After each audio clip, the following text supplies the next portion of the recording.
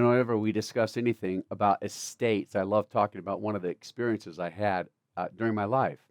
I started to run races. Now, use the word run loosely because I was always at the back of the pack whenever I'd run these long distance races. And it was kind of fun because there'd always be a group of people that seemed to run at that same pace. It was the back of the pack pace. And I remember one day as we were running, it was a 20-mile race.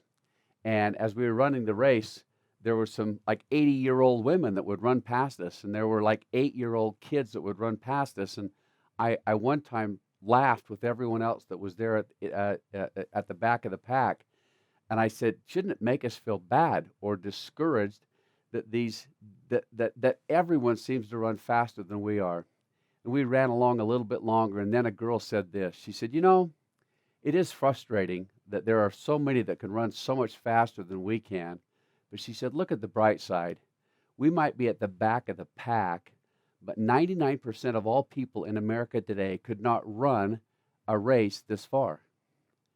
And I thought for a few minutes, and of course I then came with this. I said, I guess it's always okay to be at the back of the pack as long as you're among the top 1%. And I've used that in a lot of things that I've always done with my students and with other groups that I've taught to kind of prepare or to understand something that I think also serves as one of the key reasons why a lot of people don't want to talk about their estate. Why do you not want to talk or discuss an estate? Why is it that so few people actually not only create a very good estate plan, but also then follow through and do something with the plan that makes it so that they're on an ongoing basis, they're updating it and making sure that it accurately reflects their wishes. Research will show that a lot of times people really don't relate to the kind of concept where you're creating a legacy. You're creating something that you'll be remembered for. And your ability to be remembered will be largely dependent upon your ability to create documents or to create plans or to create summaries of values or to create some kind of a meaningful understanding of who you are, who you've become, and who you'll want to be remembered as. As we consider very carefully what it will be that will be remembered best for, it helps to then preface our conversation today with what we'll refer to as our estate planning objectives. What is an estate? How can we best make sure that this estate reflects our wishes? How can we best make sure that our estate becomes a legacy to those that we love dearly, that we want to make sure that once we're gone, they have access to those things that we choose to leave in their behalf, whether it's a memory, whether it's an asset, whether it's a value or a virtue. Let's see if somehow we can create in this the possibility of generating a system or generating a pattern or generating a profile of the kinds of things we'd like to do. While we talk about this, we'll talk about a number of things. The first we'll talk about is the potential of a perpetual legacy. Is there some way to make sure that somehow it won't be a legacy that'll just be spent real quickly when someone passes away, or the values, the virtues will be soon forgotten? Is there some way, at least financially, to turn this into a perpetual legacy? We'll also talk about the three estate depleting expenses, because if you've never dealt with this before, it's very difficult to understand what it is that ultimately decreases or depletes the value of an estate once someone has passed away. We'll talk about the 10 fundamental estate documents. Now, I say 10 fundamental estate documents. You see how it's kind of in quotes? There's really only about 4 legal fundamental estate documents, but the other estate documents can become a very helpful reflection of how well we choose to plan and how well we choose to prepare for ourselves. We'll then talk about the 8 pillars of a living legacy. There was some great research, and we'll talk about it once we get to it, but great research done between those who have built legacies that actually perpetuate themselves through the generations and those who have left assets or left their estates in conditions that made it so that they were quickly depleted by those who the estates were left to. And we'll just ask you what you'd like to do as it relates to the beneficiaries that you have. The fifth thing is the 4 threats to our retirement assets. that we'll discuss. And the last one is just 5 estate touchstones. Things that after all the things we've said and done, make it so that hopefully we'll be in a position to leave an estate or to generate an estate plan right now that really truly and accurately reflects something more than just how will the assets be distributed, but other things that we've seen in our research and in the things that we've done can definitely be a problem for individuals associated with this process. So this first thing, let's talk about a perpetual legacy. Most people, when they first hear about this, they're just a little perplexed. They've never even kind of perceived or kind of understood or even imagined the possibility that something could be perpetually grow long beyond the time that we leave our estate. And so as we do this, there's obviously some estate planning. We'd like to create a vision of what it is and make it so that we carefully consider. One of the joys of my life is that I have the opportunity of dealing with people that have become good resource multipliers. They built resources. They don't just build, but the fortunate thing is they don't just build financial resources. They also build value resources. They also build spiritual resources. They also build some types of stories and types of legacies that truly visions of who they are, that they want to make sure perpetuate themselves as much as they possibly can. Here's some questions. Here's some balances. Here's some things that you can ask yourself as it relates to this process. Number one, are you planning for the end or are you planning for forever? I had an interesting thing happen to me. I often speak to youth groups. And when I speak to youth groups, I very commonly will pass out a little card, a little 3x5 card. And I'll ask them before I go there, I'll say, look, and when I hand in these cards, I said, if the Savior came and spent 5 minutes in your presence, 5 minutes, and you could ask him any 3 questions, what 3 questions would you ask him? And I think it comes as a surprise to a lot of people that the one question that they ask by far and away most is, when will you come again? Can you tell me when the second coming is going to be here? Pretty surprising. Now remember, you could ask any question you want to ask, and that's the one that they choose to ask, when will you come again? The second question that they ask is something like this. They say, could you please tell me when I'm going to die? That's fascinating. You see how they're kind of uniquely connected. They're directly associated with each other. Could you just tell me how much time I've got left? Sadly, we find that a lot of times in faith-based societies, people become what I think is inordinately fixated on the end. How much time do I have left? And I think a lot of people, when they do their estate plans, are kind of, they really look at it as a plan for the end, or when either I die or when Armageddon happens. Wouldn't it be interesting to find out what it would take to discover some tools that would make it so that our plan really truly generates and can perpetuate itself for a long period of time? Here's another. Am I designing my estate for a transfer, simply a transfer of assets to others, or am I designing for a legacy like that we talked about? A third is, am I creating a death estate or am I creating a living estate? The fourth is, am I focusing on legal, probate, and tax implications, or am I focusing on resourcefulness, responsibility, and values? Oh,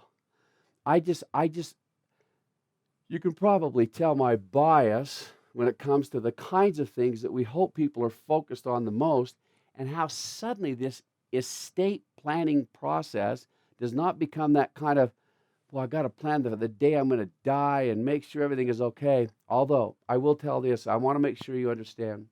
Because of the nature of my ecclesiastical responsibilities, the nature of my professional responsibilities, the nature of my academic responsibilities, as well as the personal things the personal opportunities I've had before, I've had a chance of dealing with a lot of individuals who are kind of in end stage, medical challenges or whatever that make it so that suddenly the nature of this task really intensifies in a very quick period of time. And I just have to tell you that I hope that somehow I can create a little bit of that same sense of urgency when it comes to knowing that at that point, you definitely become far more interested in taking care of and making sure that things are done the right way. You could just right now, it'd be fun to turn off your computer and simply ask yourself this question. If I knew that I only had 1 week, what are the 5 things that I do right now? What are the 5 questions that I'd have? and the things that I could resolve or answer the most quickly. When we talk about the documents that are part of a normal estate plan, sometimes kind of roll through them quickly and forget what ultimately it is. It is a checklist. It is a to-do list. It is a statement that I cannot now deliver because I'm no longer here. And it can really become something that's a very living statement if we consider it very carefully, and that's what I'd like to do. So when we say planning for the end or planning for forever, I want you to know this. It really does help to consider the possibility or the potential of being very careful in the way you go about this process. In almost every society, there's been some statement that's been created. I'll show you all of this. The Portuguese, French, American, Germans, Dutch. You don't have to read all those. That's not going to be on the next examination. So just I wanted to show how many different cultures, and there's a lot more of them, but just there's a sampling of them that have somehow said this fundamental same thing. In America, we say blue collar to blue collar in 3 generations. What do we mean by that? One generation multiplies resources very well and hands them to the second generation. The second generation, sometimes does a pretty decent job. Sometimes they can manage them reasonably. Sometimes they don't do as good a job. But for the most part, the second generation can at least moderately hang on to and enjoy the values that have been created by that first generation. By the third generation, our research shows, and it's pretty extensive research to show, the vast majority of all estates are gone by that third generation. By then, the values, the virtues, the sense of what it took to multiply those resources is long gone, and that's why somehow considering this a little more carefully might be in your very best interest. I always tell people this: you really genuinely have the choice between option A and option B. And here's this research that I talked to you about. 2 families. Now, this is only illustrative of 2 different families that were the kinds of families we're talking about. The research was done among many different families that fell into 2 different categories. The first category is represented by an individual by the name of Cornelius Commodore, or that was his nickname, Vanderbilt. Most of you have heard that Vanderbilt name somewhere before. I want you to know, if you took his estate when he was in the 1800s, when he built such a huge fortune, and you then factored inflation into the value of that estate, his estate today would be worth somewhere near $215 billion. He was marvelously wealthy, far better than anybody else. I think the largest estate in America today is somewhere around 80 to $90 billion, something like that. Can you imagine someone living that's 3 times the size of any other estate that exists in America today? It was a huge estate. I just want you to know that what we just talked about can happen in families, did indeed happen in the Vanderbilt family. This is a book that was written about the fortunes of these children, it's entitled The Fall of the House of Vanderbilt. For those who don't know it, basically that entire fortune today, for all intents and purposes, is gone. Now, some was given to the Vanderbilt University, and obviously has perpetuated itself through the kind of gifts that were given long ago.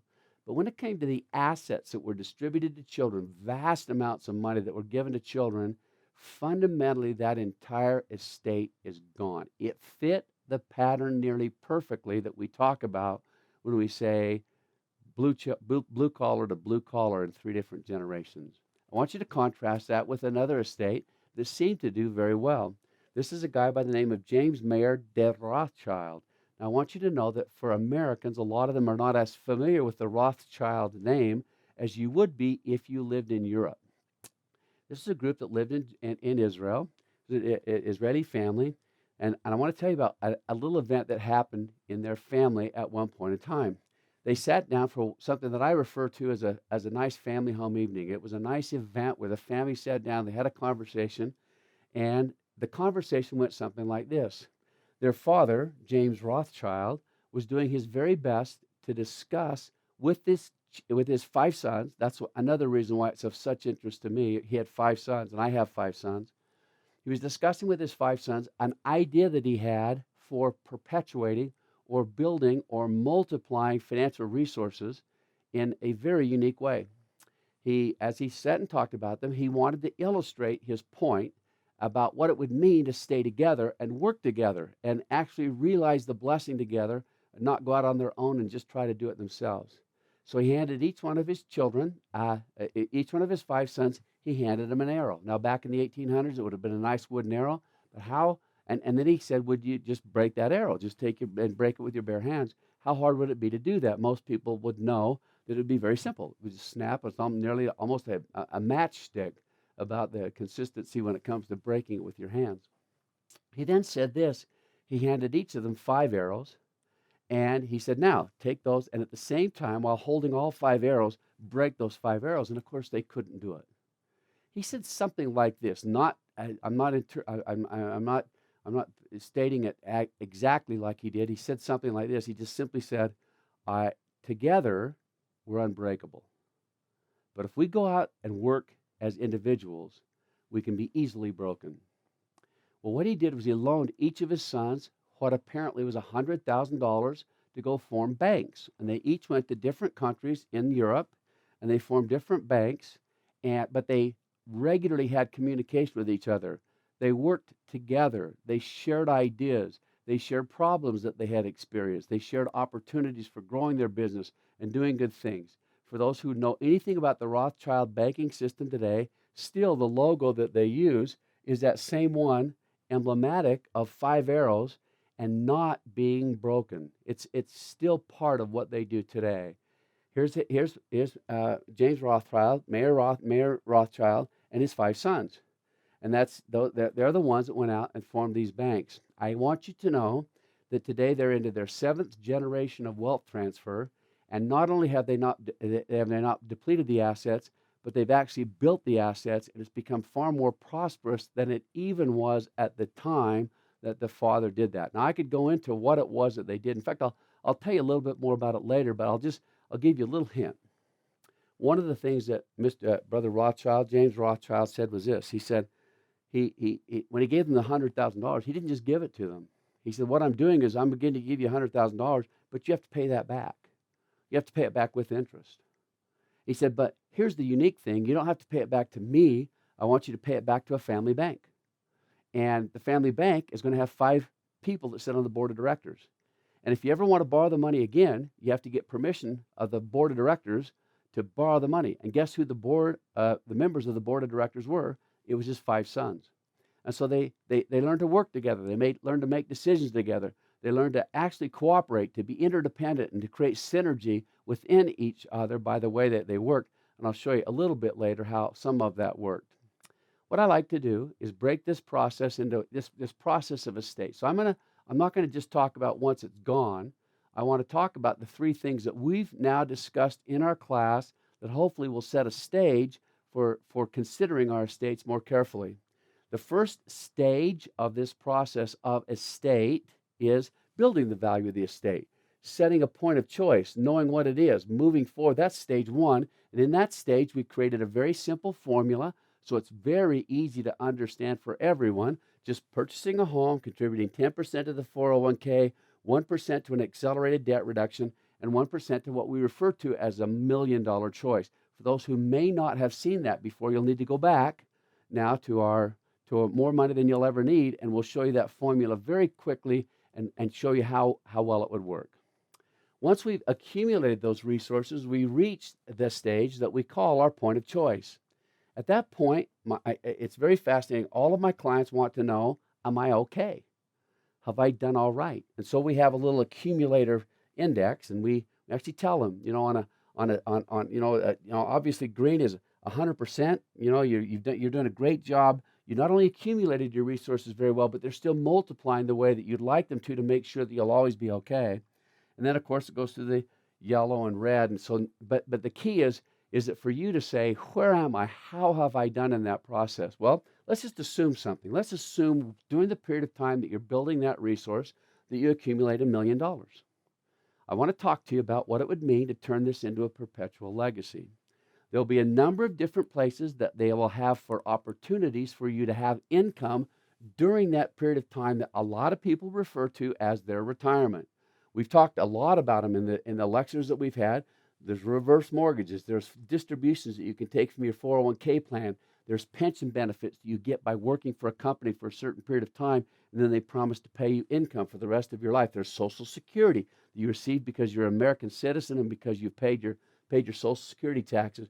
There could be real estate income if you built some real estate. And then, of course, some people, in fact, on a far more common basis now, have decided to continue to work in their retirement. So here's what we have. We have our point of choice. We have all these different types of income, but we also have this opportunity of pulling money out of the assets that we've accumulated for ourselves. How can we make it so that this asset becomes what we'll simply refer to as an inflation-adjusted source of a continuing stream of income? Watch. Let's see how we do it. So let's just say this. In the first year, it generates 10% income. So just 10% total return in my investments, and I have to know what to do with that income. What I'd like to suggest is this possibility. I'd like to suggest that each year someone consider having the cost of living pulled out of what it is that they would choose to distribute. What's the cost of living? Every single year, the federal government, through the Department of Labor, does the Bureau of Labor and Statistics, they do the cost of living, the Consumer Price Index. This is the Consumer Price Index since 1988. If you took every single year how much inflation, that's another word for it. If you took every single year how much inflation has gone up since that point in time, the average is about 2.79%. So what if in this year, let's just as an assumption say that the cost of living is at 3%, the inflation rate is 3%. What if from this 10% income, I hold back 3% or that cost, which is $30,000, and I let that $30,000 remain in my investable assets, and I only take what I'll refer to as the distributable amount of $70,000. Watch what happens. As I do that, that $30,000 remains. Instead of $1 million, I've got $1,030,000. And can you see what just happened? Now I've got a larger amount of assets for the next year so that I can continue to not only receive the amount of money that I got previously, but I can actually get an increasing amount of income each year so that it would purchase for me the kinds of resources or the kinds of assets that I'd like to have that I'd put in my basket of goods and services. Oh, and I know that when you first see that, that's a little complex. I'll show you how we do this later as a kind of a fixed amount, so you don't have to sit and look at the Consumer Price Index every year. But I want you to imagine this vision. Just carefully consider this possibility. What would happen if I knew that each year, whatever it is that I've chosen for my basket of goods and services, I could make it so that the income that's paid from these acquired resources would continue to grow in such a way that I not only was able to purchase the basket that I did this year, but I can purchase that same basket even though inflation has increased significantly. So in this case, now you've heard it many times before, someone will say, well, then don't take anything out of the principal of your investment. Can you see why this is even a little bit better? This is not only not taking anything from the principal. The principal sum is the amount that I originally invest. So now I'm not going to just take anything out of the $1 million. I'm going to let that principal balance grow. And as it grows, it makes it so that I can pull out an increasingly large amount of money. Now, some people, when they see this, will be tempted to say, now, wait a minute, I actually buy I've accumulated these assets so that I could spend them at some point in time in the future. That's a very noble thing. And I've heard people say, I'd like to spend the last dollar that I have in that investment the last day before I die. I think it was Mark Twain who once said this. He said, tell me the exact day you're going to die, and I'll create for you a perfect estate plan. Most of us don't know the exact day we're going to die. That would be a very difficult thing to know. And so, does it make sense that if I'm increasing those assets, increasing them on an ongoing basis, two wonderful things will happen. Three things. The first is that I'll have an increasing amount of income. The second is this, and we'll show it later in our America's Financial Future lecture. In our America's Financial Future lecture, we'll show that we believe, and it's documented through the evidence, that actually, if you adjust based on inflation, the cost of living is actually decreasing. And we believe that will exponentially grow the potential of living on something that's far less. That's kind of cool. the next thing that will happen is this wonderful thing that we'll simply refer to as being in a position where we can make decisions that are not based on old numbers, but they're actually based upon me creating for myself this pattern of thinking in the future and thinking forever and not just thinking on some end stream or end game. We've talked about that in our lectures. So what could the difference be? So here's our inflation adjusted income forever. What if instead of taking out 7%, which is this what it is, what if we decided we're just going to increase that to 8%? If we increased it to 8%, that would become income payable to us for the next 45 years. If we increased it by 2%, it would be income payable to us for 30 years. And if we increased it by 3%, it would become income payable to us for just 23 years. So 23 years from now, all this money will be gone. And you think, well, who would ever do that? I want you to know that 95% of the financial advisors in America today will look at you when you come in and sit down to prepare for your retirement, and they'll say, for how long would you like to plan the income that you'll be receiving? Would you like to plan until you're 95? Would you like to plan until you're 100? Something like that, they'll say. And you could ask them a very simple question. You could go to them and say, but does that mean that by 95 I'll be completely out? This money will be all gone? And they'll say yes. Or by age 100 it'll all be gone. Now there are many of you who are here tempted to think that somehow you're not going to live that long anyway, and you just don't know yet what we're going to convince you of and teach you about when it comes to the way innovations and technologies are making it so that we're going to live a lot longer. So if we're going to live a lot longer, why not plan for it a lot longer and plan for it in a way that no matter how long we live, our assets will always be protected and we'll always be able to generate the kind of income that makes this such a remarkable opportunity for each of us. I'm going to go through real quickly different ways that some people have chosen to create what we'll refer to as just our legacy. And in this case, we've used each of those letters, each of the 6 letters, to represent one different way that I've seen individuals repeatedly choose to make it so that their income will last for long periods of time after they've gone, or their estates will last for long periods of time. The one I just described to you was just done by this, the family loan bank. This is the Rothschilds. They just set up a bank. It's part of theirs. Brother Rothschild's been gone for years and years, and still through this family bank that they created, they've now created these opportunities to have these resources built on an ongoing basis. A second could be much like we just talked about, and that is to make it so that whatever balance we have there at the time that we pass, we request that balance be allowed to not only stay there at the same balance, but also grow. It's very common when we use that word endow. We've talked about it a little bit in our class before.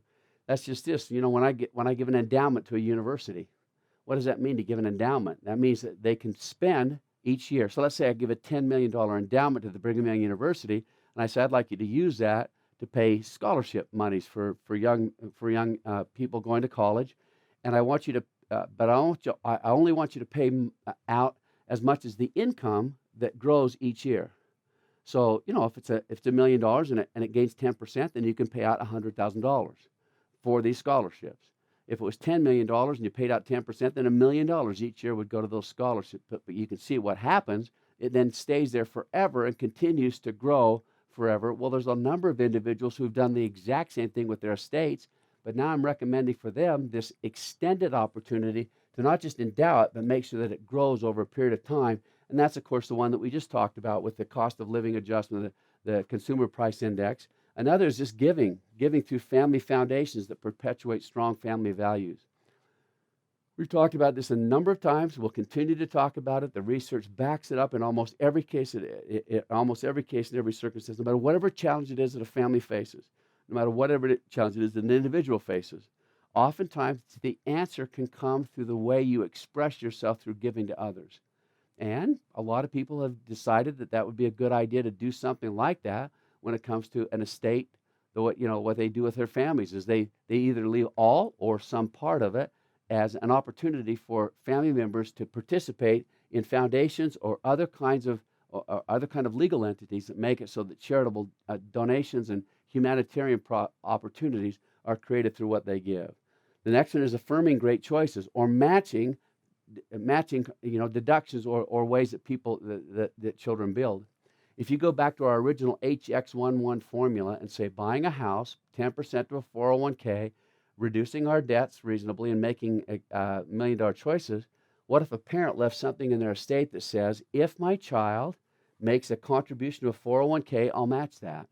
If they make any kind of a significant attempt to reduce their debt beyond what those minimum payments are, I'd like to match that. If they'd like to buy a house, I'd like to match their down payment up to a certain amount of money, so that the child is forever attuned to the reality that it's ultimately increasing or multiplying resources that will be in their best interest over a long period of time. Some choose to cap targeted expenses. I have a number of individuals who come to me and say, Brother Marsh, what I'd like to really do is make it so that I can set up an education fund for my grandchildren. And I say, that's a great idea. Let me just show you one of the problems, or demonstrate one of the problems that can happen with that. What if you leave $500,000 and the first child goes to the Harvard Medical School and basically consumes nearly all of those resources?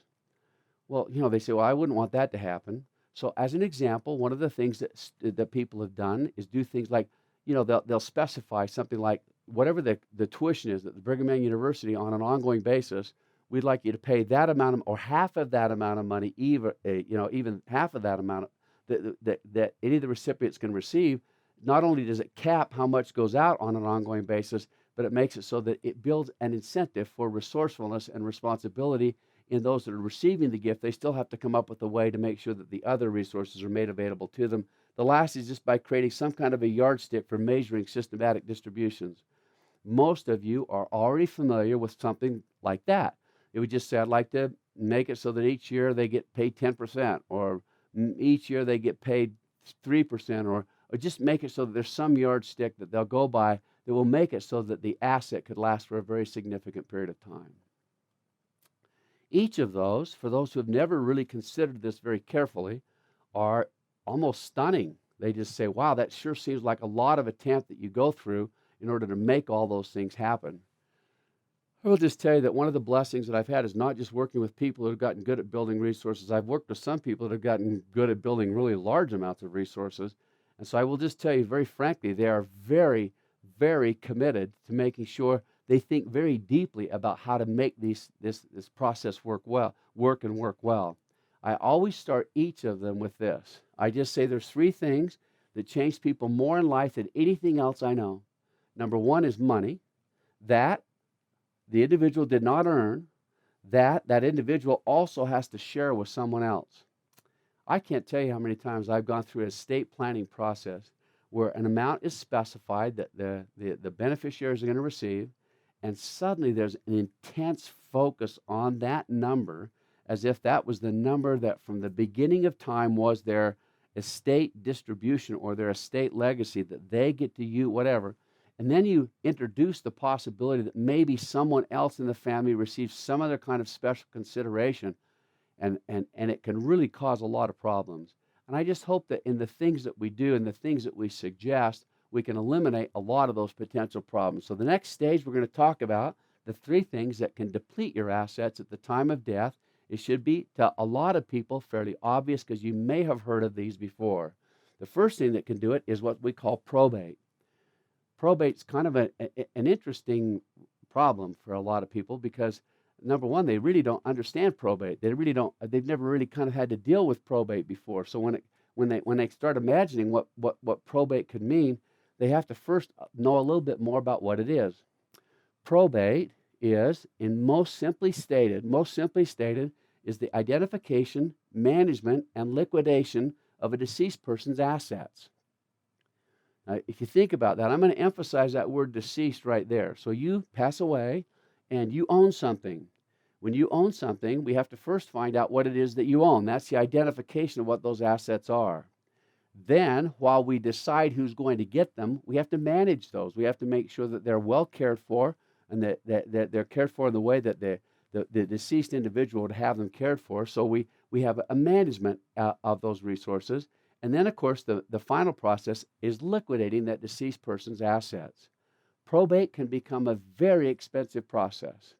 Probate is something that in America today can, in many cases, consume quite a significant portion of a person's estate if the estate is not left in good condition, well planned out. I have to emphasize with the wildest enthusiasm, I am not an attorney. And I don't want anyone to think that somehow anything I could possibly say could turn into legal advice, other than to simply say this: when it comes to probate, there are ways of avoiding the probate expense. Now, some are very obvious. Think of this. If an individual, maybe a husband and wife, left a house, they owned a house in something that we refer to as joint tenancy with rights of common, that rights of survivorship, joint tenancy with rights of survivorship.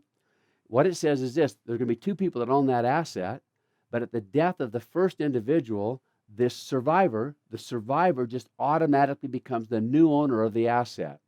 Well, then we don't have to identify who's going to get the asset, do we? We don't have to manage it. It just, by virtue of death, passes to the next individual. The only thing that someone would have to do if it was a home that they own is go down to the county recorder's office and file a copy of the certified death certificate, and the individual who survived would automatically own the asset. There's lots of other things that can avoid probate. On your life insurance policy, you name a specific beneficiary. You say, when I pass away, I'd like my wife to receive the benefit, and if she's passed away prior to me, I'd like my children to get it. As long as you left a named beneficiary as part of your life insurance policy, it avoids probate, or should avoid probate. If it was a 401k or an IRA, you probably have done the same thing. You've named a beneficiary. It avoids probate, or should avoid probate. What if you've got a bank account where you've just got what's called a pay on death, a POD, at a bank? You might have set up the bank account, and they'll say right then, if you pass away, who would you like us to give this asset to? And you specify who to give it to, then indeed that can avoid the probate process. So you can see where a number of the different assets that we commonly own would avoid the probate process. Sadly, there are some assets, though, that will not avoid the probate process, and we'll get into in a minute some of the ways that you can make sure that the strongest portion of those assets avoid probate. I have to kind of make sure you understand one thing, though. Before we talk about any strategies for avoiding probate, there are a lot of individuals who specifically want their estates to go through probate. Now, that's kind of a little surprising, but just know this: if an estate's complex, or there's some confusion, there's numbers of different beneficiaries, maybe beneficiaries that have come from a number of different relationships, maybe some very complex assets that are on not only in the state that you live, but in foreign countries. Assets that were acquired in a community property state, but now you're living in a common law state. There's actually sometimes it's helpful to go through probate, and so it's something that you'd like to consider with a highly qualified attorney to make sure that ultimately your wishes can be best reflected in the way that it goes through probate. I would say that it's somewhat uncommon. It's far more the majority of cases people would like to avoid probate, and we'll see if we can explore some of the processes for avoiding probate as we do that. The next one that we talk about is the process of paying estate taxes.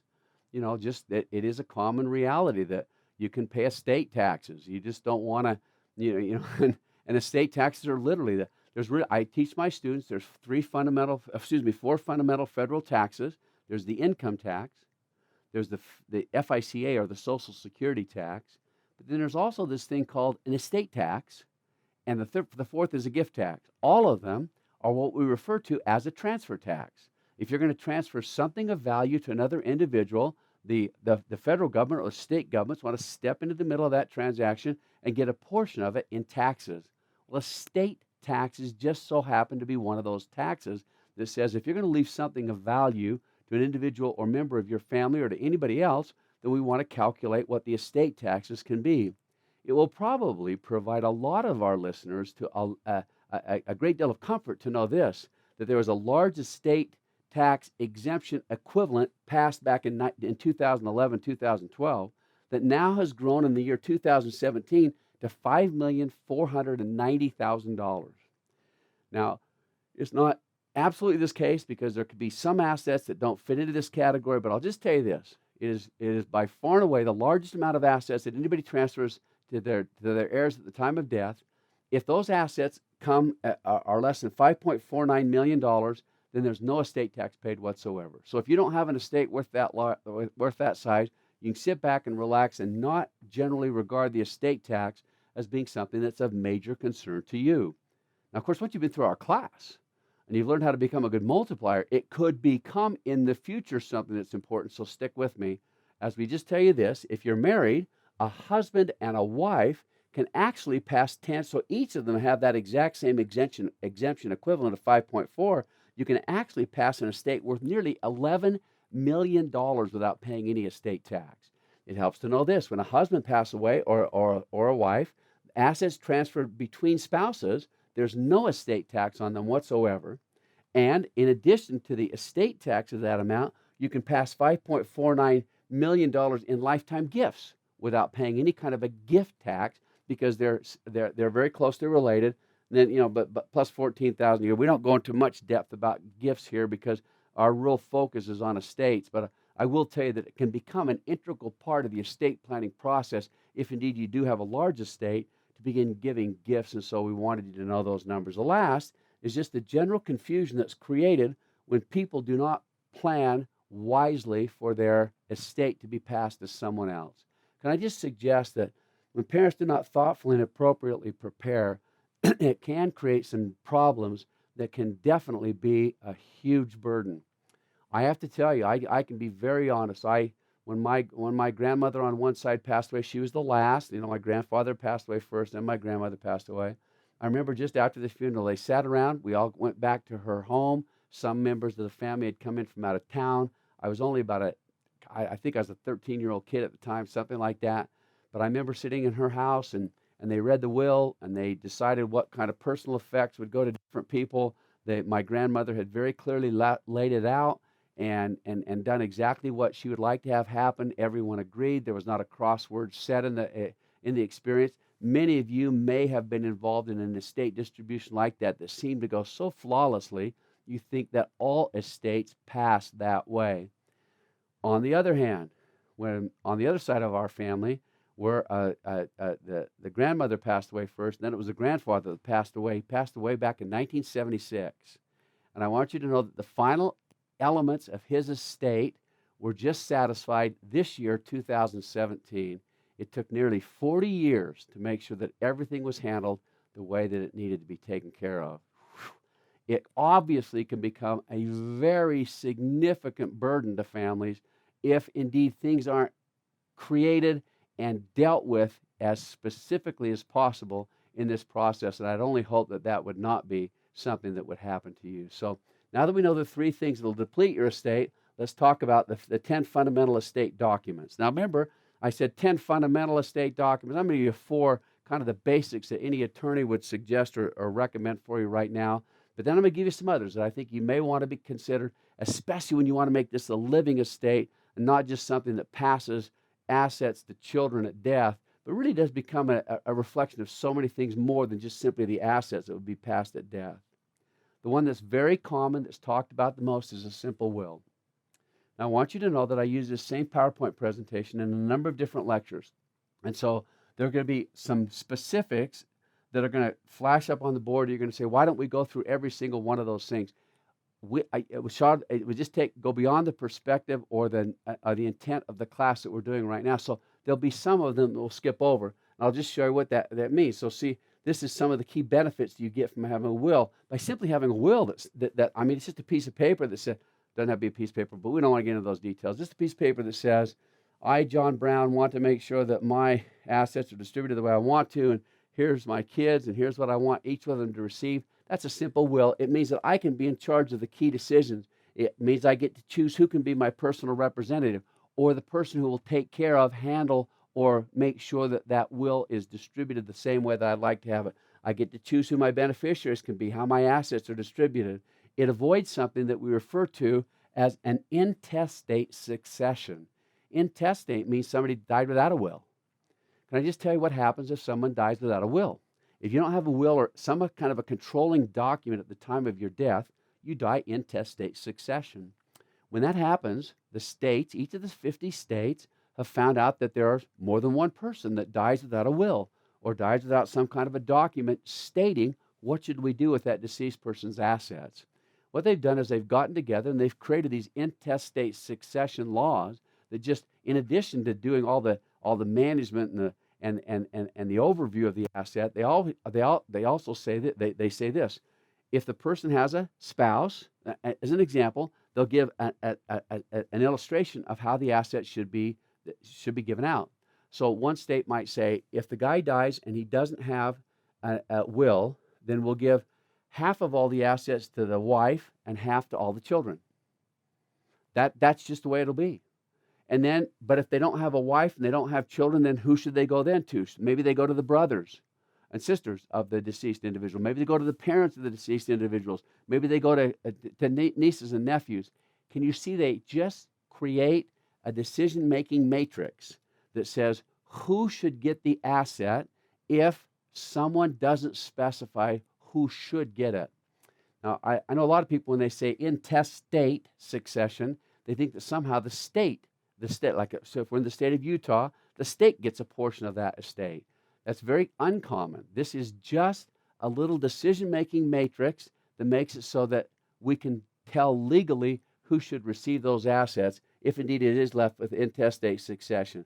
It provides orderliness to an estate. It protects your loved ones. It's a great organizational tool during your lifetime. There are some disadvantages to a will. It does not avoid probate. Now, I want you to think about that for a second. When we defined what probate was, we said it was the identification, management, and what? Liquidation of a deceased person's assets. If you still own the asset when you pass away, even if you distribute it through a will, would it need to go through probate? And the answer is yes, because indeed you still own the asset.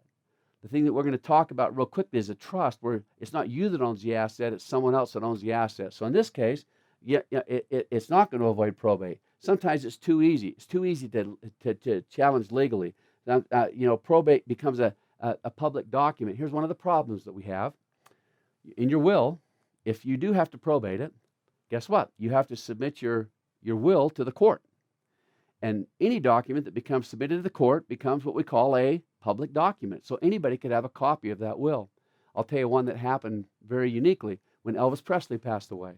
A gal went up to the county recorder in, what is it, Memphis, Tennessee? I'm not sure exactly. I'm not familiar. So whatever it was that he passed away, whatever county he passed away in, and the gal said, "I'd like to have a copy of Elvis Presley's will." And the gal behind the counter said, "No, I won't give you one." She said, "I thought you were going to say that, so I brought my attorney with me, and could you go get your attorney and let's just have a conversation about it, about whether you can give me a copy or not." And sure enough, the attorney for the recorder's office, where it had been filed, or the clerk of the court, came out, and the attorney said, "No, it's a public document. You have to give them that document if it's a public document." This gal printed off a copy of Elvis Presley's will, and at the time she put a little advertisement out in USA Today, the newspaper, and said, "I'll sell you a copy of Elvis Presley's will for $50. It was reported that she made over $150,000 selling copies of Elvis Presley's will to people who responded to that advertisement in the newspaper to get a copy of Elvis Presley's will. Because we like you, because we believe that our class should be a very fundamentally valuable experience, we've actually created for you the opportunity of knowing that you can have a copy of Elvis Presley's will. We just made it possible to you there. You can have a copy of the will of Babe Ruth, the estate of Marilyn Monroe, John Lennon, Richard Nixon, Diana, the Princess of Wales. You can see all those. Here's where you can get your copies, though, for a much less expensive amount than what they paid for Elvis Presley's will. You just go to courttv.com, and at courttv.com, they'll have a whole bunch of people listed out that you can get copies of their wills. Here's another place that you can go that has a number of other wills called trivialibrary.com.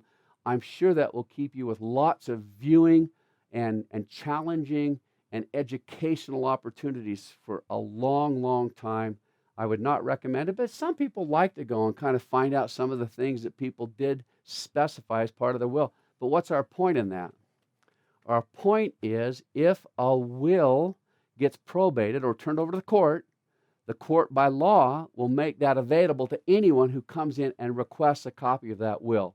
Most people don't feel comfortable thinking that somehow everything that they left in their estate and what they decided to do with it becomes a public document that everybody can see. But once again, some people do like that, and so they stick with just nothing but a will.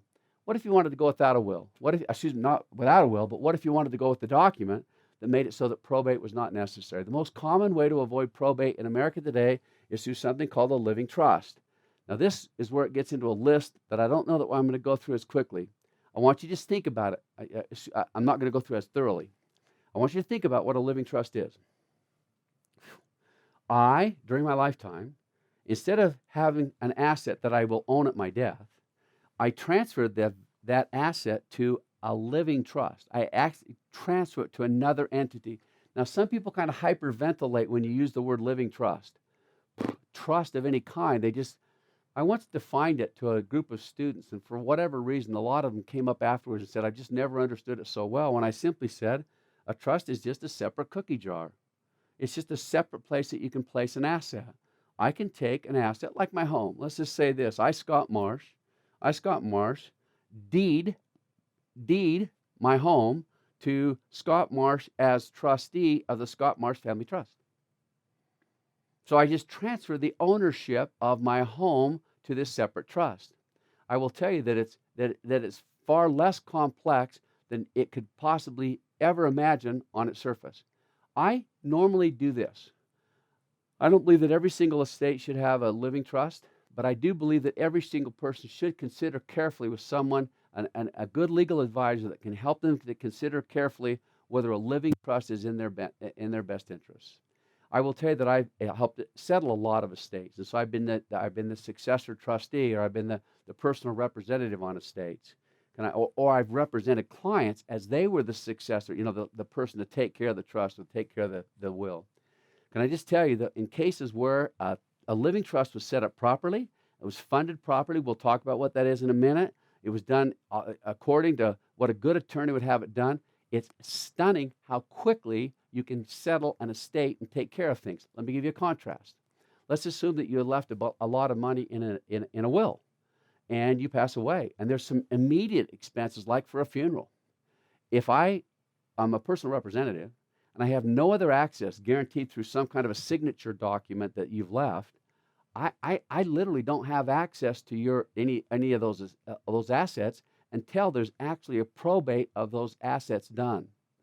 If it's a living trust, now catch this, if it's a living trust, I can walk into a bank or any other lending or any other financial institution on the day of of course, we'll not do the day of your death because I have to have a certified death certificate. I have to prove to them that you've actually passed away.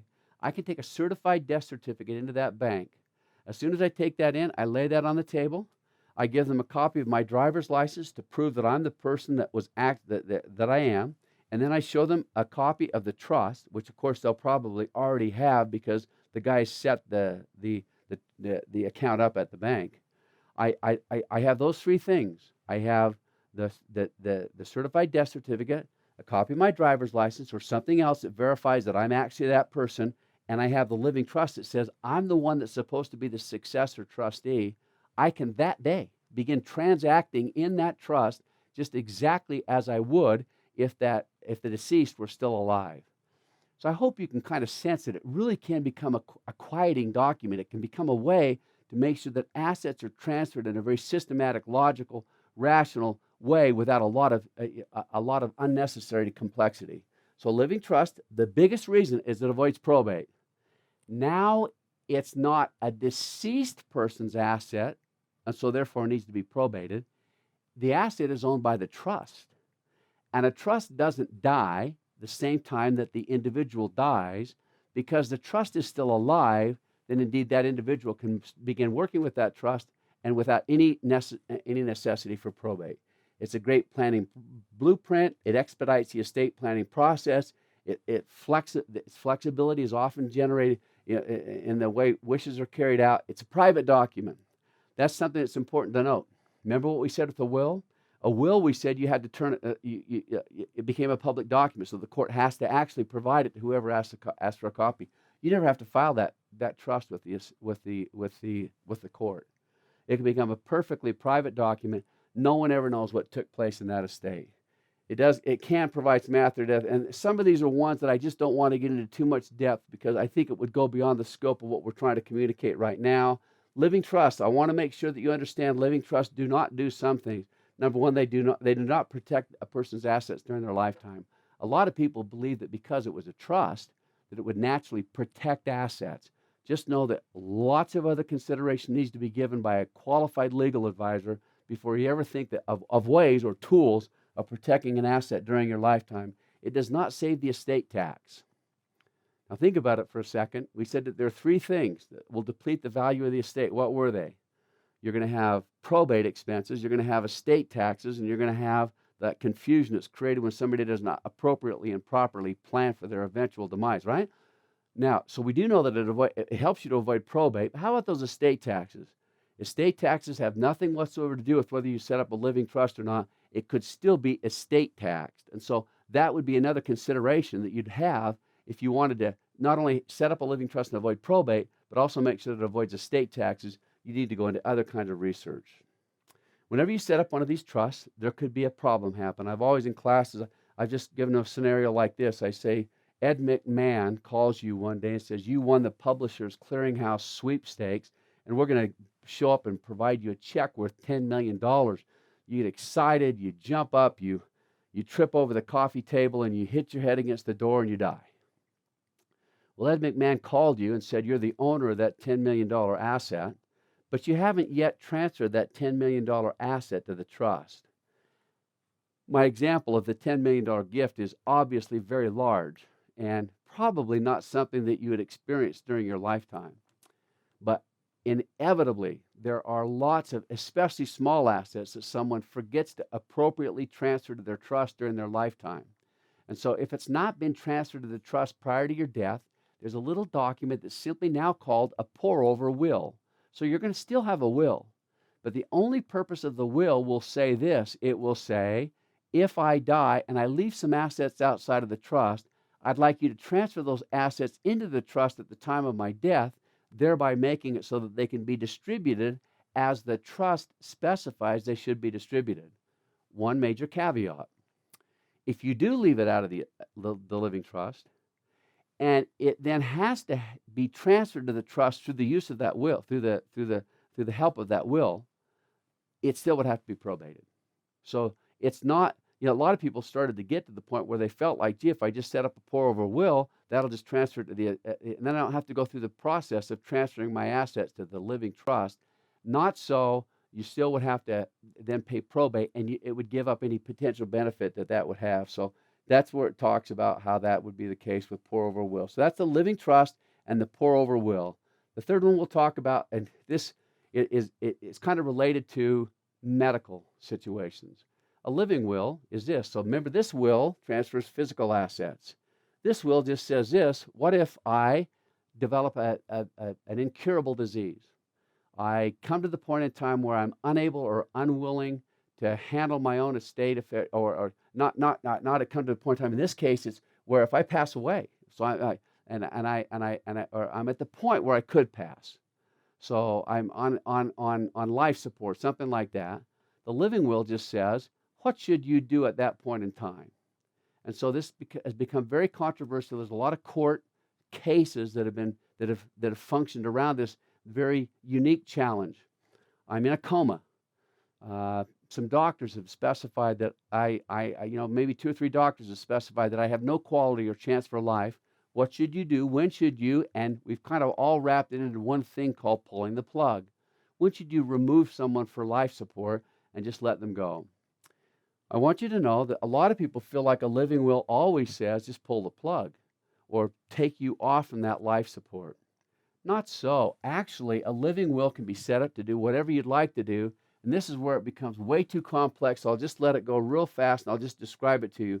You have a choice. If I can turn it over to a healthcare agent, I can prolong life at any cost. I can receive care. I could actually, so go ahead and. I once had a client that did that.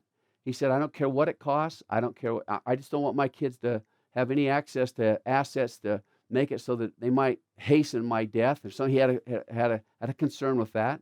And so he just said, I don't care. I want you to exhaust every single asset I can.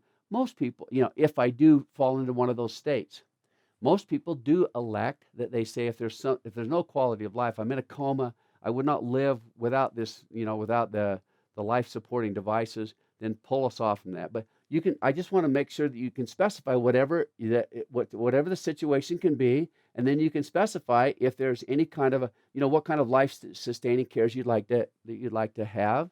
And so it does give you the opportunity to specify a lot of things. One of the things that can come with this that I think is very important, I always encourage people to make sure that it does say something about what should happen if I do have some kind of a, if they do pull me off those things, what would should you also withdraw the feeding tube? Boy, there are a lot of cases that became very popular or very famous, I guess, where they were pulled off the life support, but they didn't pull out the feeding tube, and somebody lived on for 2 months or 6 months or something like that. You just have to make those kinds of decisions if you'd like to do that, and that's very, so. I will tell you this, though, that every single state has become very familiar with this, and they actually like to see you do it. So most states on their websites will make a copy available. I've included right there a place where you can get the one from any one of the states. It's called caringinfo.org, and at caringinfo.org, they'll specify the state. You can click right on it, and somehow the state has approved a group of attorneys or something like that to go out and create a living will that would be very helpful for you. What happened was, though, they with this living will, they had a little bit of a problem. And a little bit of a problem became this. What happens if you become unable or unwilling to make your own medical care decisions, but it's not at the point where we're ready to pull the plug? So somebody goes into a dementia, they go into Alzheimer's, something like that. The American Medical Association, the American Bar Association actually got together and they said, the more encompassing document, the one that would give more latitude to make sure that more medical decisions could be made, was something that's called a healthcare power of attorney. And in the healthcare power of attorney, it just specifies that there's lots of different kinds of situations where we need to provide medical professionals with some specific instructions. We need to eliminate or authorize complex and often expensive treatment or procedural visits. And so you can see where there's lots of different things that all it does is says this. If I do fall into the state where I'm unable or unwilling to handle my own affairs, I would like to turn that responsibility over to, and then you specify, very commonly turned over to an oldest son or an oldest daughter or maybe a couple of children. I always caution people, try not to, in my mind, I think it's helpful to not try to name too many people because, boy, you can, as soon as you get to that point, some of those decisions can be a little challenging, and especially if the people that you've named live in different states and you have to run every single one of them down before some kind of a decision can be made. Do your very best to see if it's possible to have maybe one of your children be in charge of that. So it just minimizes potential conflicts. It's a wonderful document. It gives options and decision for emotional end-of-life decisions. And once again, it gives so many other things. I want to just move along by saying a lot of times people consider these two documents to be the same document. So I said the four fundamental ones, the one number, the will, the second was a living trust. These two documents are oftentimes considered together, the living will, because they both, they both pertain to health care and to medical decisions and end-of-life kinds of concepts or decisions. And so they consider those two together, and oftentimes they're tied together in legal documents that an attorney will prepare for you. The last one we'll talk about is what's called a general durable power of attorney. So power of attorney, once again, is just you giving the right to someone else to function in your behalf if you're unable or unwilling to care or make those decisions for yourself. We've talked already, of course, now about health care. Well, how about all the other decisions? How about the other financial decisions? What about the living decisions? What about all the kinds of decisions that need to be made that you'd be making on an ongoing basis that might not apply to your health, but someone else needs to be making for you? Whenever I talk about this, people will frequently say, Brother Marsh, wow, that kind of gets me concerned. You mean to say I'm actually turning the right over to someone else to make decisions in my behalf? And I say, yeah, I guess on its surface, you might be concerned about that. But know this.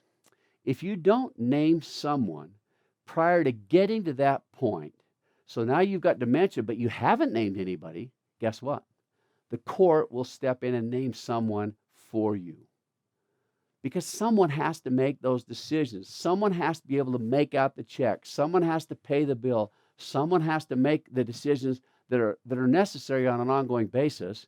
Someone will petition the court through legal channels to make it so that the judge ends up making the decision about who will be your power of attorney.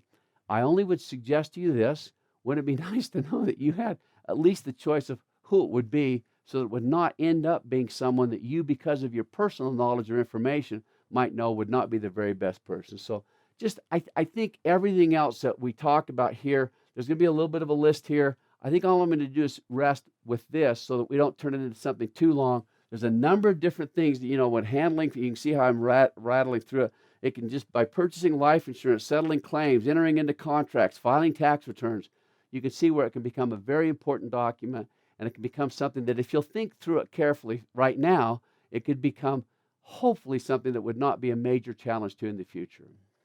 Now, whenever you do this, I'm going to now introduce you to about 6 other documents that I would like you to consider very carefully. The first pertains to key documents, key pieces of paper, very important assets that someone might need to have. We simply refer to this as a key document locator. There's lots of different potential documents that someone might need to find in the event that you become incapacitated or the event that you pass away. Sadly, we've spent lots of money and lots of time in some critical cases trying to find the will, trying to find the trust, trying to find the key to the safety deposit box at the bank, trying to find do you see what I'm saying? Trying to find the title to the automobile. I just went through the estate distribution where there was a significant amount of time, and the individual that passed away was the most organized, fastidious person I'd ever known, but there were still some things that we just didn't know where they were, and so we went through significant periods of time trying to find them. Just know that the list can get very long. I highly recommend it as something that you and a spouse could do one night for a nice date. Just go out and sit and talk about where are all those documents, and you go through this long list to make sure that you've somehow provided information that would make it so that someone who's going to handle your estate would have easy access, would not spend an excessive amount of time looking for them. And not only sometimes it is an excessive amount of time looking, can you imagine creating a will, having the trust, and having no one know where it is, and so you end up being treated as if you died intestate succession? We wouldn't want that. There's one that we've added at the very bottom of our list that's become particularly critical on the last few years, and that is your computer access codes. On the surface, you'd never think about that before.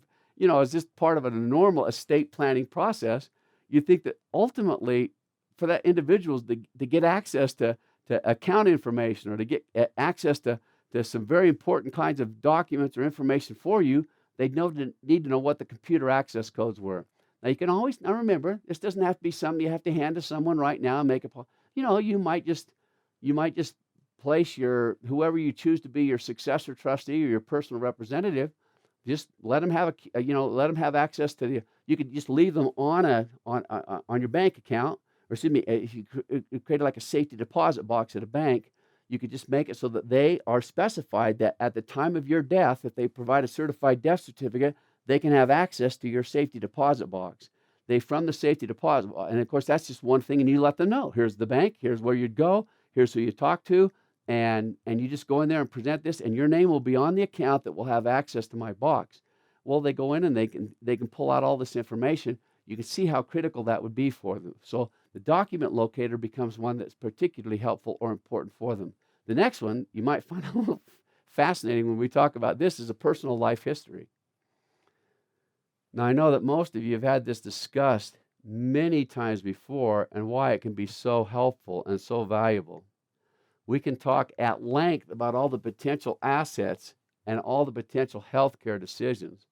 But can I tell you how many heirs will tell you that the most important document that a person can ever leave is some kind of a personal life history? And it can become important not just from a personal standpoint, but it can become important based upon decisions that could come up afterwards. And so just reconsider the fundamental thing. There are benefits of writing these wonderful life stories that we're not going to get into right now, but just know that I would like to add to the list of potential documents that you leave a nice personal life history. One of the ways I've done that is this. A lot of people just can't do it because they get so frustrated thinking about writing all that information out.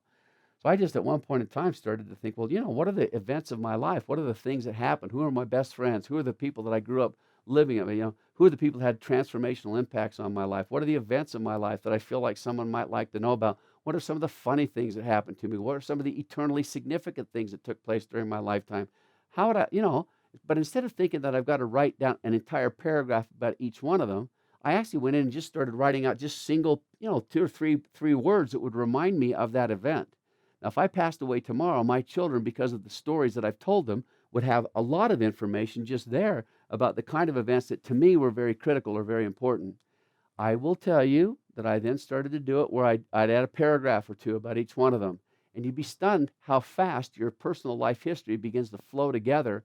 And I will tell you this, of all the documents we've talked about so far, that'll be the one that as you do it, you can actually get the most immediate satisfaction from having engaged in the process. So there's lots of evidence to show you'll have improved emotional health. We'll not get into all that. We'll just go on to the next one. So there's some wonderful web sources that you can get to when it comes to writing personal life histories, and you can do it on a completely free basis. The next one I'll talk about is one that we refer to as just personal letters to heirs. It's probably the one that when you first hear it, you may have never heard of it before. But I'm going to suggest it as a possibility for you.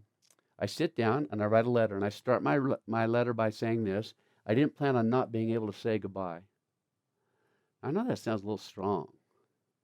What if there was a circumstance? What if tomorrow? What if today, on the way home from a seminar, today when you go to tomorrow when you go to work or something like that, something happens that you're not able to come home? Can you imagine what would happen if you knew that somehow there'd been a letter that was generated on behalf of each of your children that said things like this: these are the strengths that I believe you have. These are the spiritual gifts that I believe you have. These are the opportunities I believe that you'll develop during your lifetime. These are the values and the virtues that I believe if you'll pursue them in the right way. Or these are some events that I've had in my life. Here's some funny things that I've seen in your life that you might want to be reminded of. I will tell you this: I've had a number of clients that have done this, that actually came back to me and said it's one of the strongest spiritual experiences they've ever had. I will tell you also that I know of two families where parents were involved in the same accident, where those letters had been created, and those children have said, by far and away, in comparison to all the other assets that they have, those are the ones that were the most valuable. And those are ones that you can do without spending anything for them at all. So just consider the possibility of some personal letters that you could write. Here's one that's becoming increasingly valuable, and that is a family medical history. Why is that? Medical technology and medical innovation is moving forward exponentially at this point. One of the ways that it's moving forward most quickly is through DNA. It's through understanding how illnesses or sicknesses are passed through a family. And by understanding how they're passed through a family, developing tools and techniques for identifying somebody that's at risk for something at a stage where a treatment is so readily available and so easily treatable. I will just tell you that the American Medical Association and many other groups have become particularly involved in highly encouraging people to leave one of these family medical histories. I want to recommend one website. Here's one at utah.gov. Here's another one at familyhistory.hhs. This might be one that's good for, because this one I'm going to show you right now, www.familyhistory.hhs.gov. When you go there, they just give you a little worksheet that you can fill out. You just type in who it, you just put in the X word is. You're going to talk about the individual, what that individual, but then you type in whatever kind of information about that information that you have access to, any kind of knowledge about whether, heart disease, strokes, diabetes, colon cancer, breast cancer. Those are the kinds of things that medical professionals are telling us that if we do that, if we do that medical history carefully, the way that we should, it can become a gigantic benefit to our families and makes for, once again, a wonderful additional tool for expressing our enthusiasm for our children. One that I'll give you now is what I just call my statement of final wishes. My statement of final wishes, just a final statement of wishes or values or instructions that I have for personal asset distributions or something like that. Let me just tell you this. No matter how good we get at trying to structure the legal distribution of an estate, oftentimes I've found that my clients especially really enjoy just making a statement of personal value. a statement of what you would hope that a child would do with an estate distribution, what a child would do with any of the kind of resources that you provide, would do with any of the legacy that you have, might with any family history that you've generated for yourself. Whatever it is, you get the opportunity to state what those values are. So values or wishes or final instructions that you may have. I'll tell you the last one is of particular interest, and I want to give you a little suggestion. I will just tell you this, that personal assets become sometimes the most highly contested assets at the time of someone's death. I saw a distribution one time where the estate was probably only worth $250,000. There was a house and there was a hat that of course there was other personal assets, but for whatever reason, the heirs of the estate became fixed on that hat, and everyone believed it was a favorite hat of their fathers, and each of them believed that it was their right to receive that hat. These heirs took each other to court. They ended up incurring more than $250,000 in legal expenses, suing over each other over who had the right to receive that hat. Do you see what the problem is? So what do? You always have a lot of personal assets, whatever they are. Some of them would clearly be wanted by your heirs. You might have a nice grand piano. You might have a baseball card collection or a coin collection or something like that. The nice thing that you can do is specify who is to get those assets. Now, a lot of people, like the first stage is this. You just say, I would like Susie to receive the piano because I told her if she practiced the piano, she'd get the piano. I want Johnny to get the baseball card collection because he thought he was going to be the next Mickey Mantle. And so I want him to have the ability to live out his childhood fantasies for the rest of his life by having my baseball card collection. So that's the first stage. After that stage, you just know that there's some assets that you would like to share with the kids or your heirs if they'd like to have them, but you don't want to fight over them. So here's what I would do. Here's at least one suggestion for it. I just say, look, if my heirs can decide who should get it and who shouldn't, then I want them to go ahead and do that. Now remember, with my grandmother, that was the case. They all sat around. She'd specified a few of the assets that were important for people to have, but after that, they all looked at each other and said, would you like the quilting loom? Would you like the old bed, the old feather bed? Would you like the sewing machine or whatever? And they just did a beautiful job. So, I'll take that. And somebody else would say, no, you need to have that because and it was just a beautiful experience. And if that is the case, wouldn't you like it if your heirs handle it just that way? Then you say, though, that if they can't, if there are personal assets that are contested, here's what I'd like you to do. I'd like you to have all of my personal assets valued. I'd actually like to have someone come in and place an appraised value on that asset. Once they all have an appraised value, then I want you to do this. I want you to figure out some way to make it so that who picks first and who picks last can be random. So you might just have them draw straws. You might have a computer select or do something that makes it so that no one feels like there's any preference being shown to them. And you simply say, and you decide who's going to pick first and who's going to pick last. Then you say, whatever that person picks, they can have, but whatever the value is of that asset then gets subtracted from the distributable value of the estate. So now Susie's going to look at that piano. So let's say you didn't name Susie for the piano, and the piano ends up getting appraised at $10,000. And Susie says, okay, I have the right to pick the piano. So let's assume Susie's the first one to pick. And Susie says, I had the right to pick the piano, but if I do pick the piano, then $10,000 will be subtracted from the amount that I get distributed to me. Can I tell you, I've never seen a family that messed that up. It is the most easily controllable. I'm sure I'm not an attorney again, so you can, for those who do estate distributions all the time, there's someone that could still give you a circumstance where that did not provide sufficient tools for managing those personal assets. But just for this purpose right now, just know that in this statement of final wishes, I'm going to suggest that my personal assets, I'm going to just specify how those personal assets should be distributed. With all these documents that we've discussed, there are a number of individuals who will be in charge of or will help you or facilitate the settling of the estate or the transacting of your affairs because of incapacitation or whatever else. Here's who they are. If you set up a will, then the individual who will help you that you'll be selecting is what's called a personal representative. That's either for the regular will or for the pour-over will that we discussed. Now, when it comes to personal, it used to be called an executor or an executrix or something like that, but they continued to find new ways to make it so that it was completely gender neutral, and that's how we came up with the designation of a personal representative. They're the ones that are responsible for carrying out the wishes that you have specified in your will. Now, as part of a will, now, if you set up a living trust, it'll be part of the living trust, but as part of either one of those documents, you'll also have, if you have children under the age of 18, you'll have something that we refer to as a guardianship designation. Who will take care of the children if you pass away, the children under the age of 18 if you pass away? Can I just tell you that in my experience doing this, there's probably been more disagreements and more hard feelings about that designation than anything else. I will tell you that as we set this up and we try to get people to make their way to decide through the process, it's very surprising to find out how many individuals have significant differences of opinion about that. So let me just suggest something. I want you to know that every single one of these designations are completely revocable. You can change them at any point in time in the future that you want to.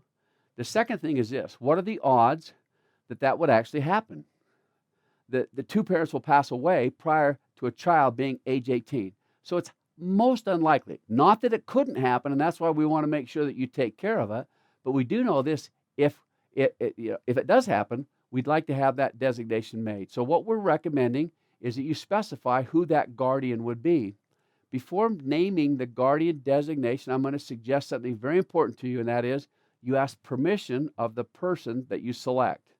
I've actually been involved in 2 court cases with clients that had to appear before the judge and tell the judge that they didn't want that even though the individual, the parent had named them as the guardian, they didn't want to be the guardian. Now, in each case, it was for very clear reasons that if you knew the situation, you'd know why it was important that that be the case. It was actually in the best interest of the children to not have that guardian. But can you imagine the heartache that that brought when a sister in one case and a brother in one case had to go before the judge and say, that's not what I would like to do.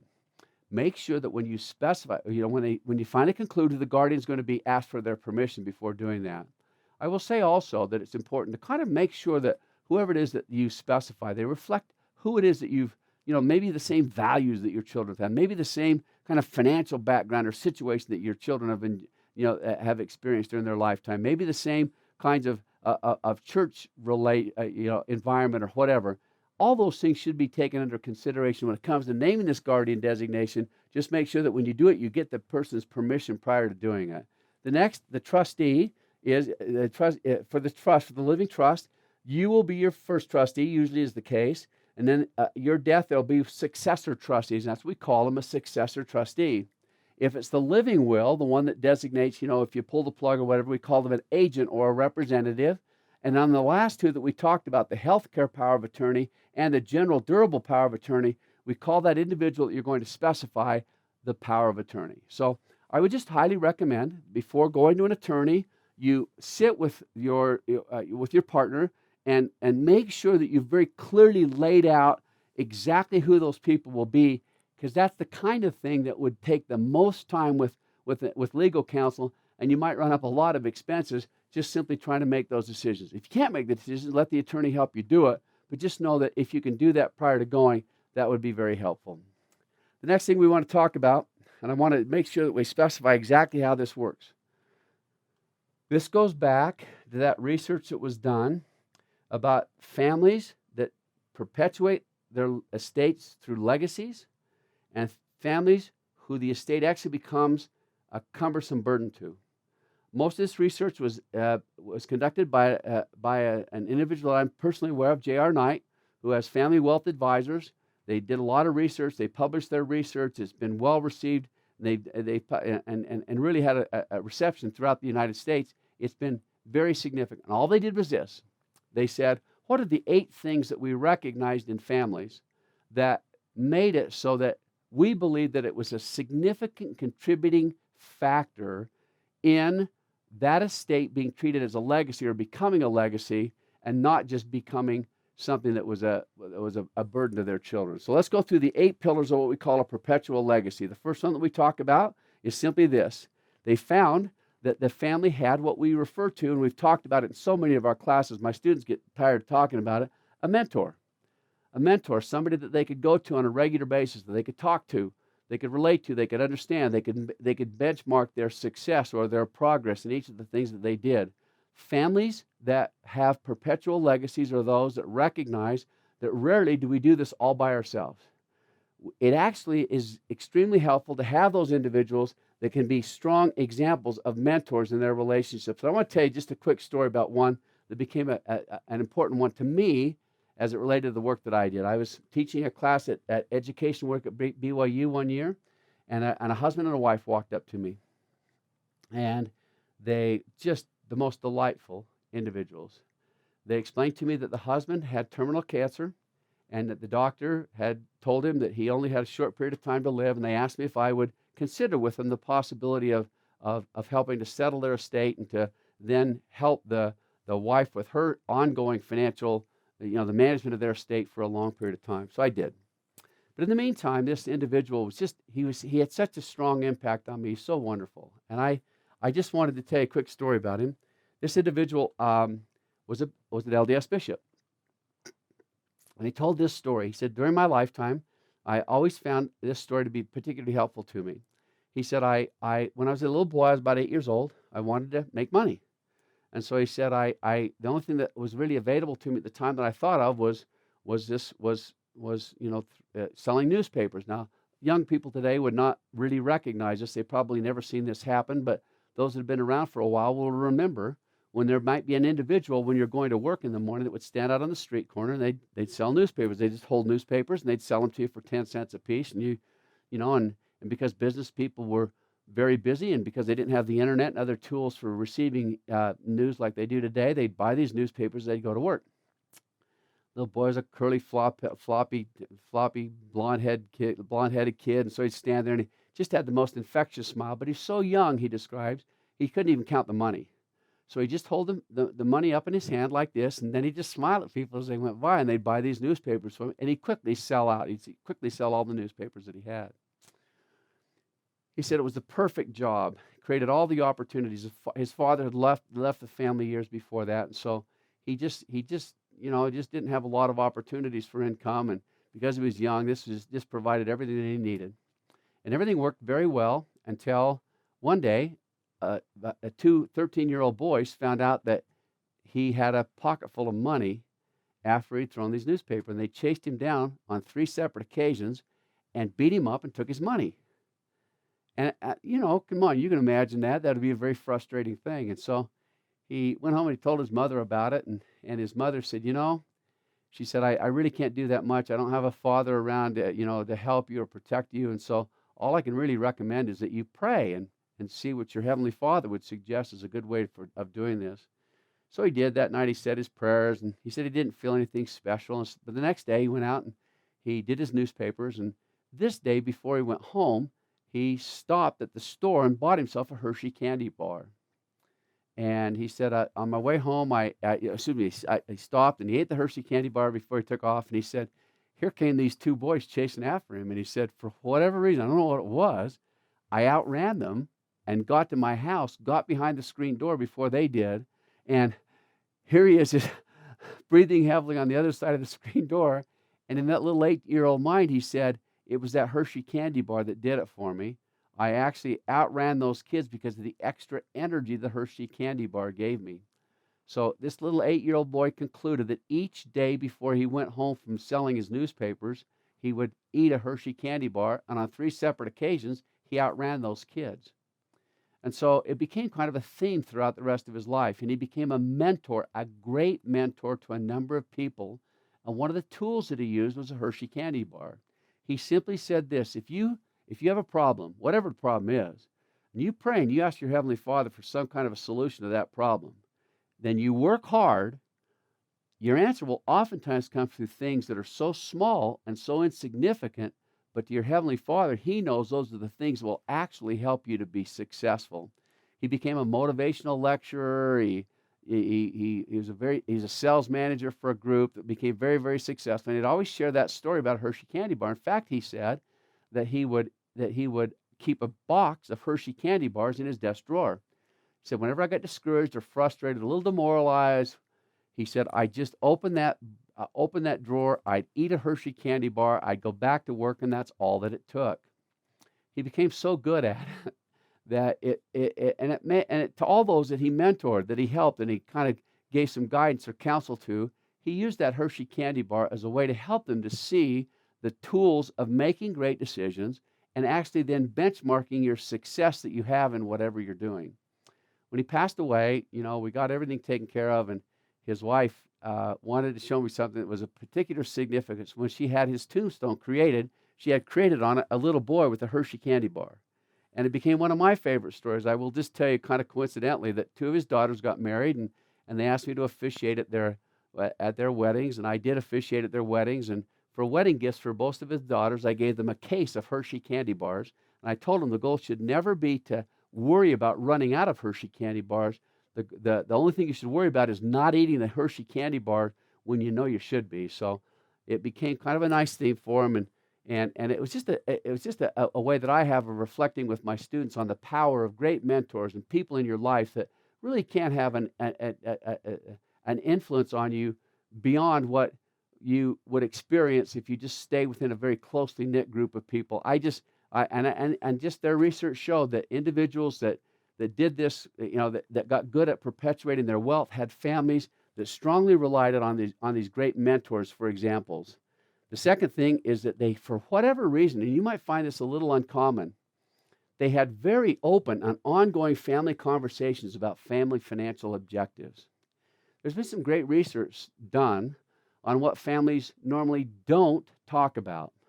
I'm going to leave for your imagination what the first thing is. They say the primary thing that parents have a great frustration talking about with their children, but I'm very willing to talk about number two, and that is, for some reason, parents have a great reluctance talking about money and personal finance. Now, there's some reasons that we've been able to identify that might be the case. In a lot of cases, parents might be reluctant to talk about that because they've not been particularly good at it themselves, and so they don't want to be held out as an example of something that they might not have been very good at, as they've tried to accomplish that same objective.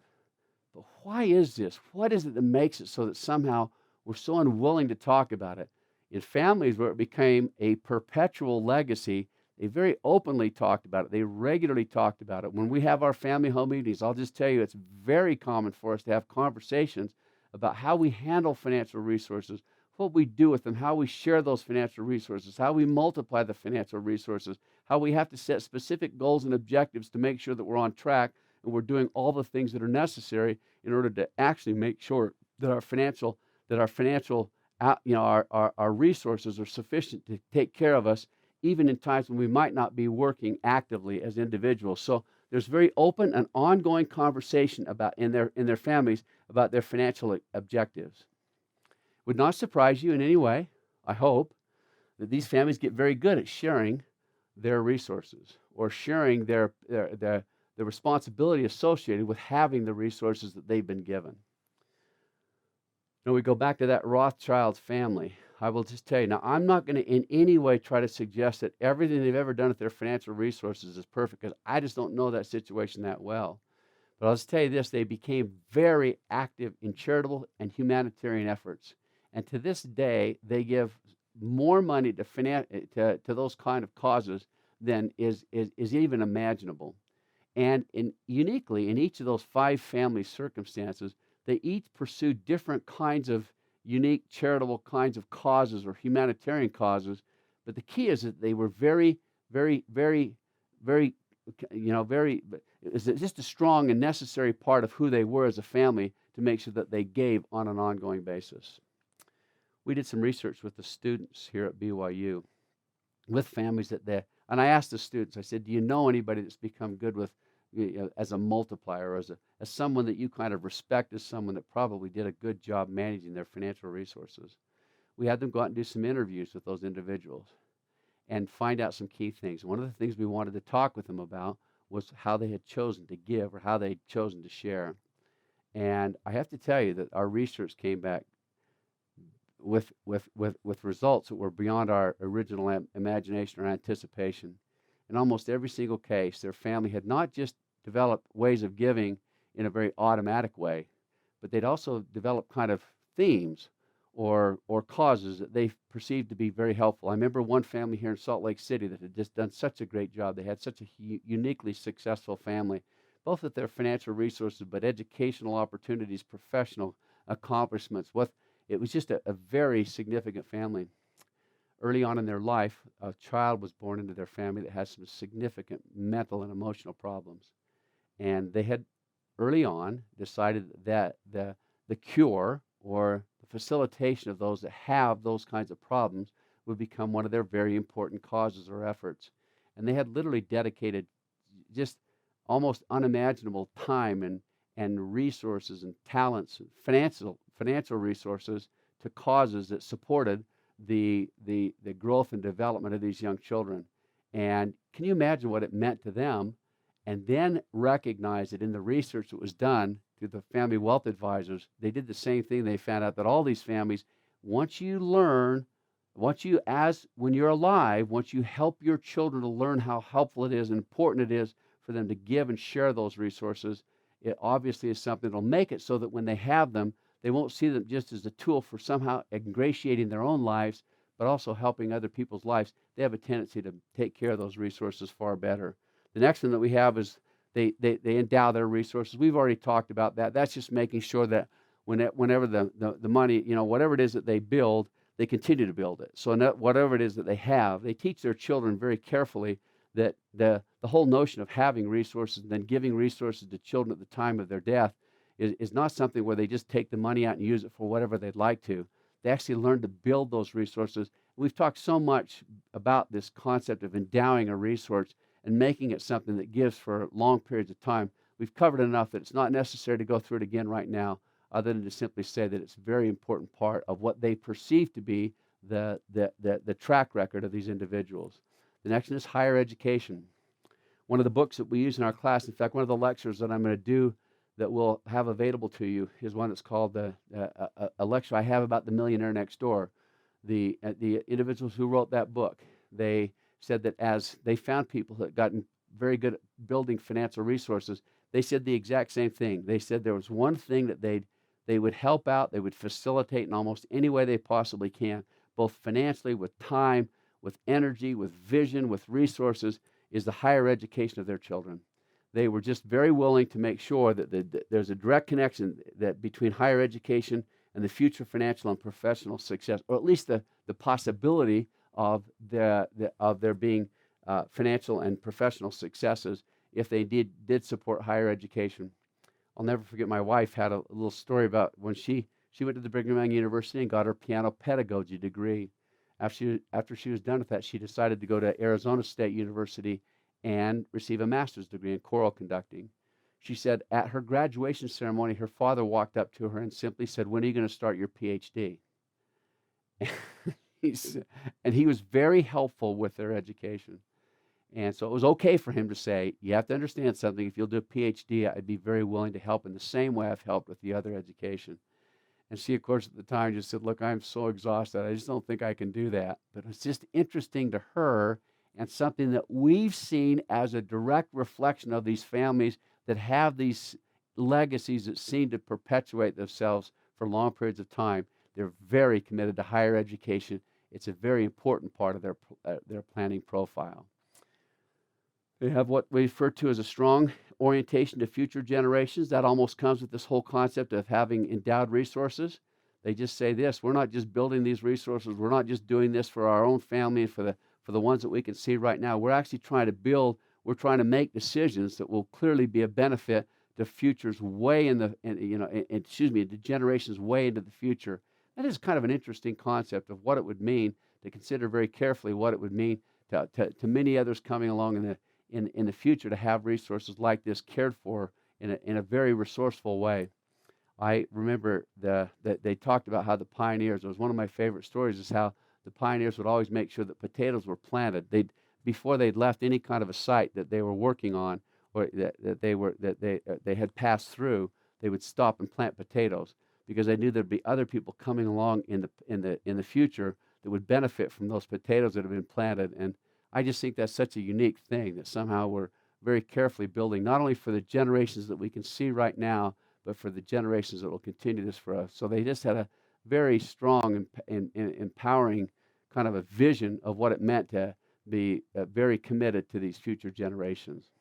The next one is the one that we talked a lot about, and so it doesn't need to have a lot of other discussion right now. Is that they got these strong humanitarian causes that make it so that it's a very important part of their future to see that those resources are used in ways that they have a very cause-based, cause-oriented, family-based centered concept of what it means to give and to give wisely to others.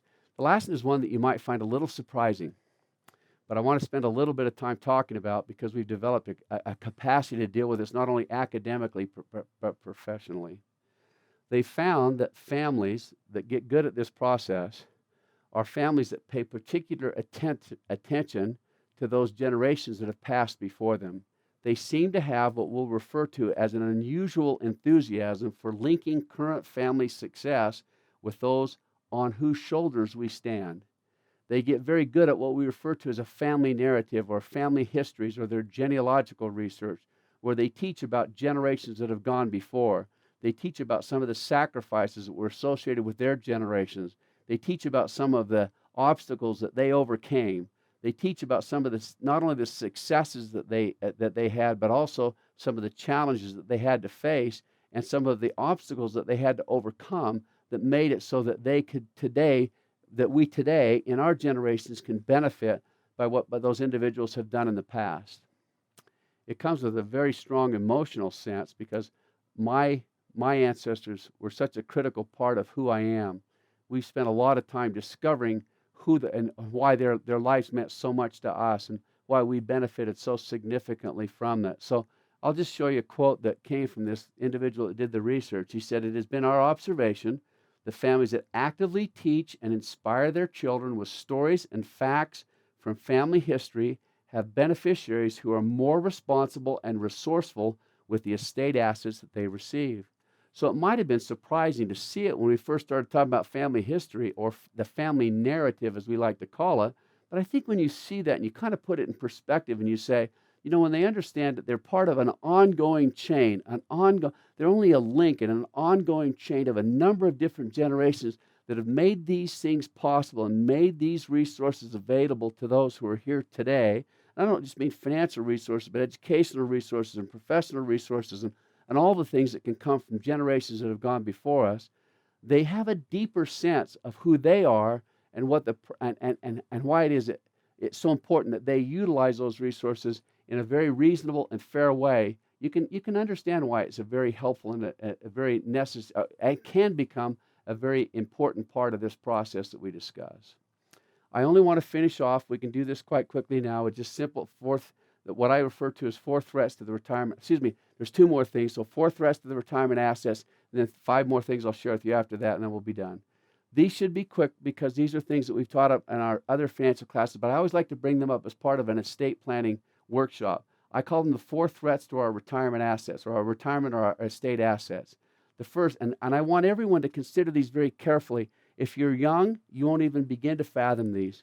If you're older and you've had any opportunity to begin trying to manage resources in any specific way, you'll know exactly what it is we want to talk about this. I can't tell you how many people they'll retire and they'll come to me and say, gee, I got $500,000 in assets, or even worse than this, they'll come and say, I had $500,000 in a 401k, but I took it out and invested it in some kind of an investment that's recommended by one of my advisors, and the whole thing went bust. Now I have nothing. And I just want to, this is my opportunity to kind of hopefully help you to consider very carefully, especially at the time of retirement. Now, even before that, but at the time of retirement, suddenly you retire, all this money you built up in a 401k, all these financial resources that suddenly become available to you, all the different kind of new choices that you may not have experienced before can be threatening. And it can be and that's why this whole concept of having a great mentor can be so helpful. But we'll talk about that. The first thing that I'll talk about is the threat to your retirement asset or foolish investments that people can make.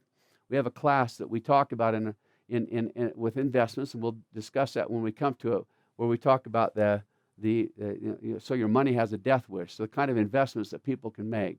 But sadly, there's just a number of different things that we discuss with individuals that can become so detrimental to your overall financial resources. There's some research done by the National Association of Securities Dealers and the National Securities Dealers and the American Association of Retired People back in 2008 that said that people that are most susceptible to investment fraud. Now remember, you're wise when you're retired. You're smart. You've been through the ring. You've done all the things that you're supposed to do. Sadly, the people that are most susceptible to investment fraud are those that have a higher than average knowledge about how investments work.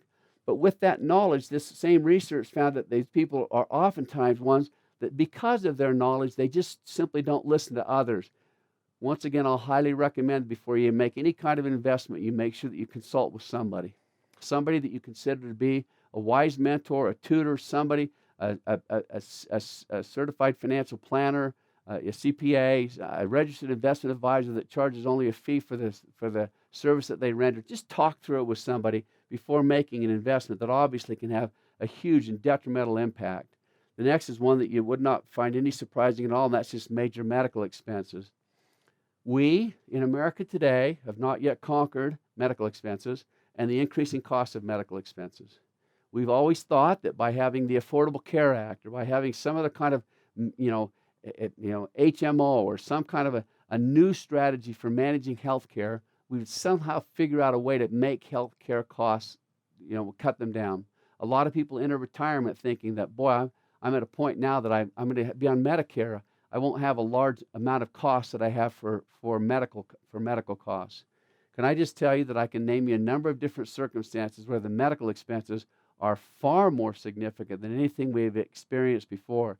Our health insurance costs can increase significantly.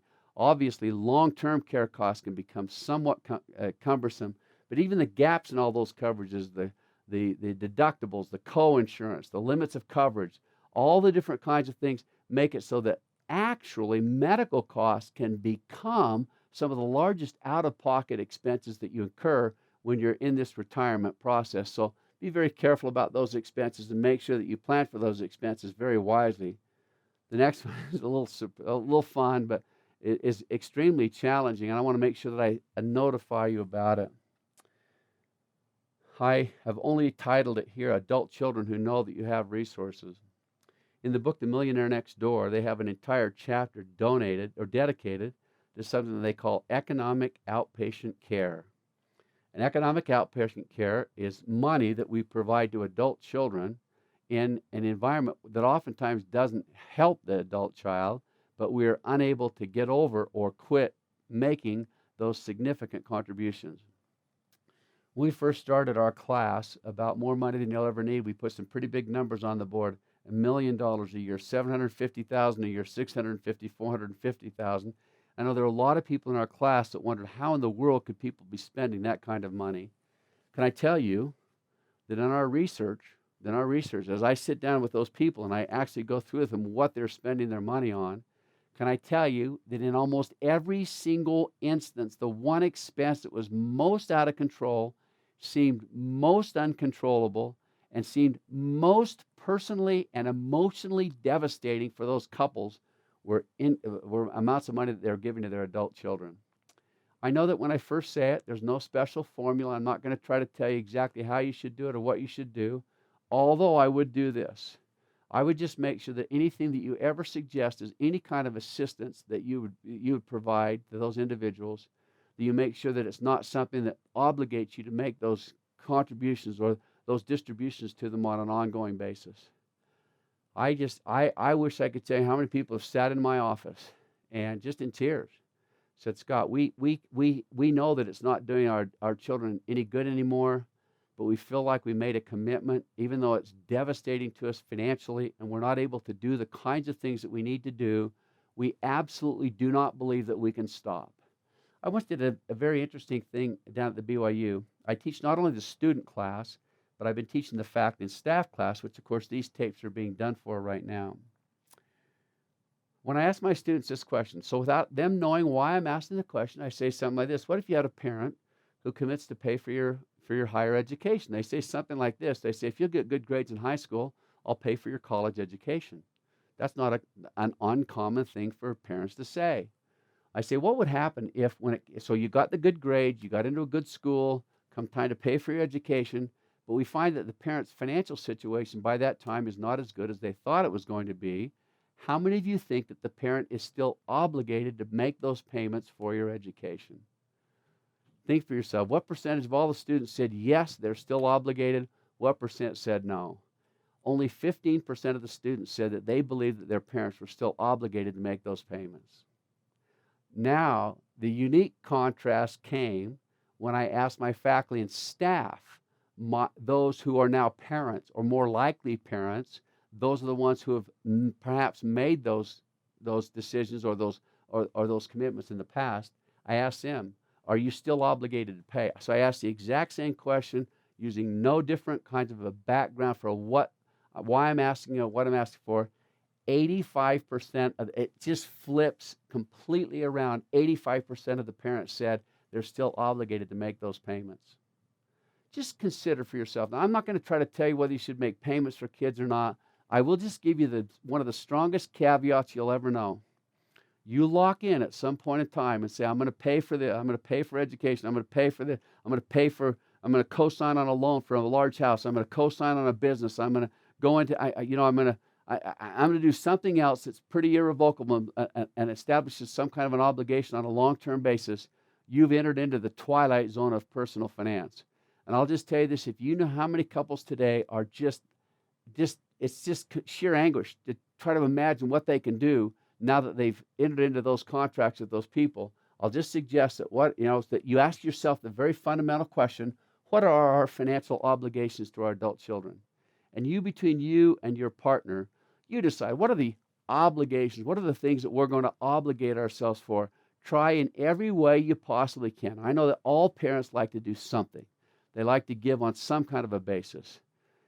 If you can find some way to try to turn it into not something that the child perceives as an obligation, and that can be turned into something that might be given once or twice or something like that, but never been given in some kind of a pattern that would make it so that a child starts to anticipate the next kind of a distribution or the next kind of a payment.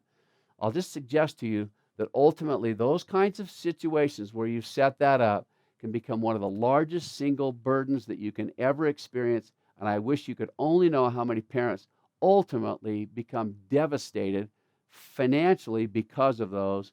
And it's like I said, that's in the book, The Millionaire Next Door. You can read about economic outpatient care and why it's always helpful to have others help you with it if at all possible. So the last one that I'll talk about when it comes to the threats to your financial security is just what we refer to as inexperienced liquidity. Now, when I talk about inexperienced liquidity, I want to see if you can relate to this. I've worked for a company for years. I built up $500,000 in my 401k plan. I suddenly retire. So now all these years that money has been relatively unavailable to me because, number one, it was in a pension plan, in a 401k plan.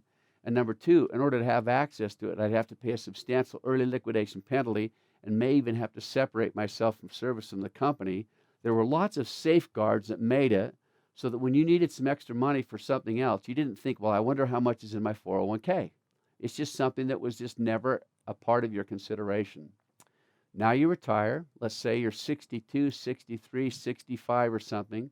So the magic deadline has passed, the 59 and a half. So anytime it's in a 401k or an IRA, you can't pull it out until age 59 and a half without that 10% early liquidation penalty. Well, now you don't have the 10% early liquidation penalty, and it's suddenly accessible.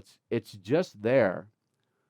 I just have to tell you of the countless number of situations that I've been exposed to where people in good faith, with good hearts, with what they perceive to be good sound judgment, ended up making a poor investment decision or pulling it out for some other major expense or something like that. The United States Congress has looked at this a number of times, and there have been many attempts to make it so that if it was money built up in a 401k or an IRA, you had to annuitize it when it came time to retire, meaning you just had to accept monthly income or something like that. All those have failed, but they've all been good-hearted notions where someone said, oh, the last thing we want to do is subject someone who might be a little older now, might be a little less able to make the kind of very quick judgments that they've made throughout the rest of their life. And suddenly they're exposed to all those people out there that know that older individuals can sometimes become extremely vulnerable, and they can catch you just at the wrong time and in the wrong circumstance to make it so that just the ability to kind of experience and understand what liquidity, by liquidity means that it's accessible. It's money that you could have access to right now. I just hope you'll take a long breath. And I've with some instances, I've recommended to people that they go ahead and just turn it into some kind of an account where they can get a monthly income. If you've worked for a corporation for a long time and you have a pension, the pension just says, I'll pay you $6,000 or $5,000 or $4,000, whatever. Let's just call it $5,000 a month. If you needed extra money, you can't go back for extra money. You just take your monthly amount, and that's what you live on. See if it's a possibility, especially if you doubt your ability to deal with this new liquidity. Make it so that it's something that just pays you on an ongoing basis, and you don't have that access to that could turn into something devastating, that you be very, very careful with it. So let's get on to the very last one very quickly, just 5 estate touchstones. I think we can go through them quite quickly so you'll know what it is. There are a number of different conflicts that can be established when it comes to taking care of your estate assets, taking care of estates. Now, I want to go through them at least, not too quickly that we don't develop the spirit of this message, but obviously enough that we don't overstate them too. Number one is the estate, the conflicts you have with your partner. And we've talked enough about that to know that when there are some situations where maybe you're not agreeing with things the way that you'd like to, you make sure you get a third party that can inject. Third parties or mentors can never be overstated how much they can help in a situation like that. Children, how much can how much more time can we spend talking about the potential problems that are associated with children that have high expectations, or children that one of the things that's happened, and we'll talk a little bit about it here real quickly, and that is making sure that children or potential beneficiaries are not also listed as a personal representatives or successor trustees. Many instances have arisen where that can become a real problem. Our next is one where I have a little fun with it, but the research will show that it needs to be discussed very clearly. I've seen research that would suggest that the majority of estate problems come not between your children as it relates to them dealing with each other. It's their spouses looking over their shoulder and saying, now, are you sure you were cared for just the right way with this? And it's actually in-laws that can create some of the biggest problems. I have something I always commit my students to at BYU. I say, how many of you here are already an in-law?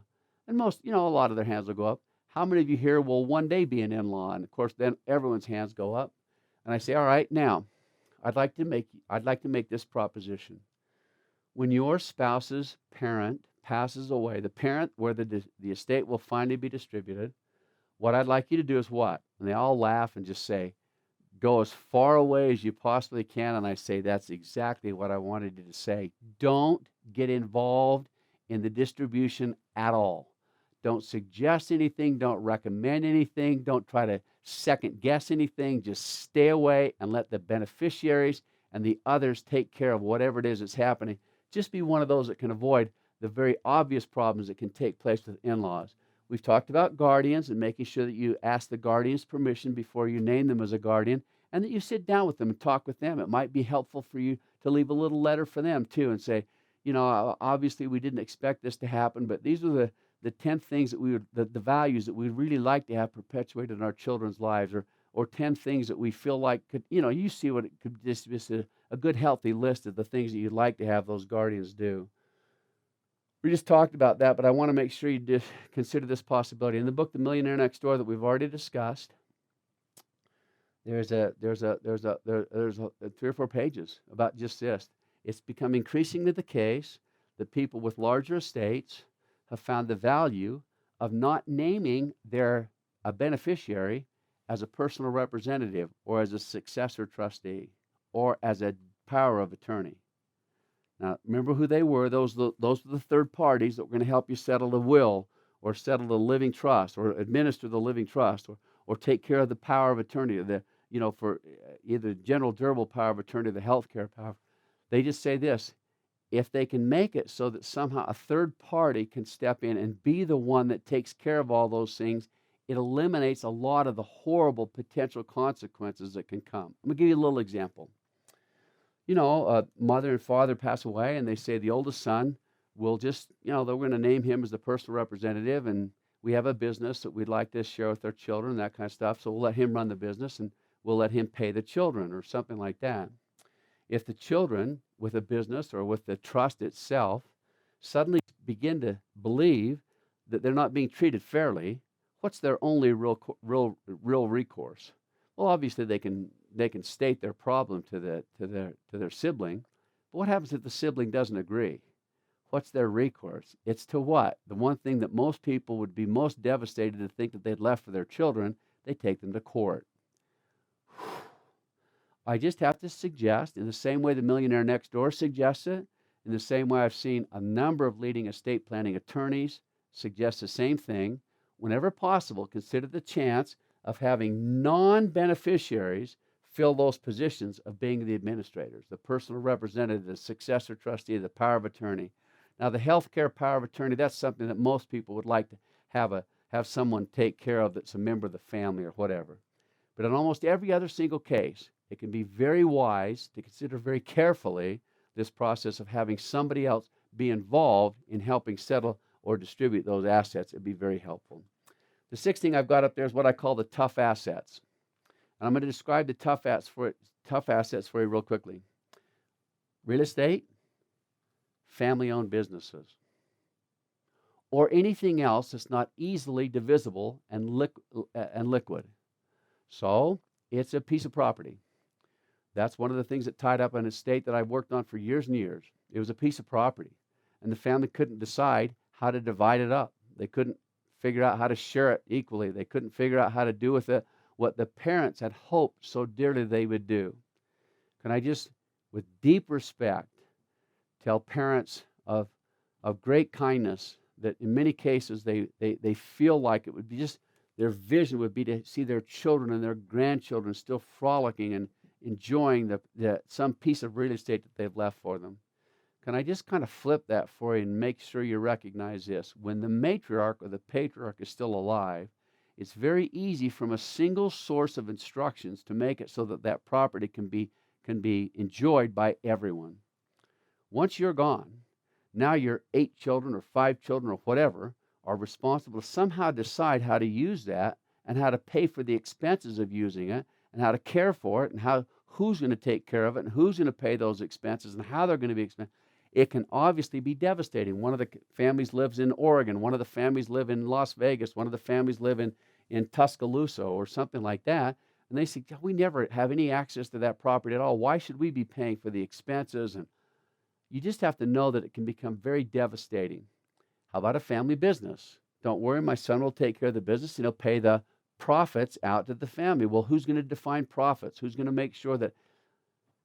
I hope you just kind of see and sense that when there are assets like that, make for certain that if you feel like you somehow want to leave those to the family, you take very significant steps to make sure that great legal counsel and great financial counsel and great spiritual counsel has walked you through that very narrow neck that's called trying to distribute assets that could be really, really tough to deal with after you're gone.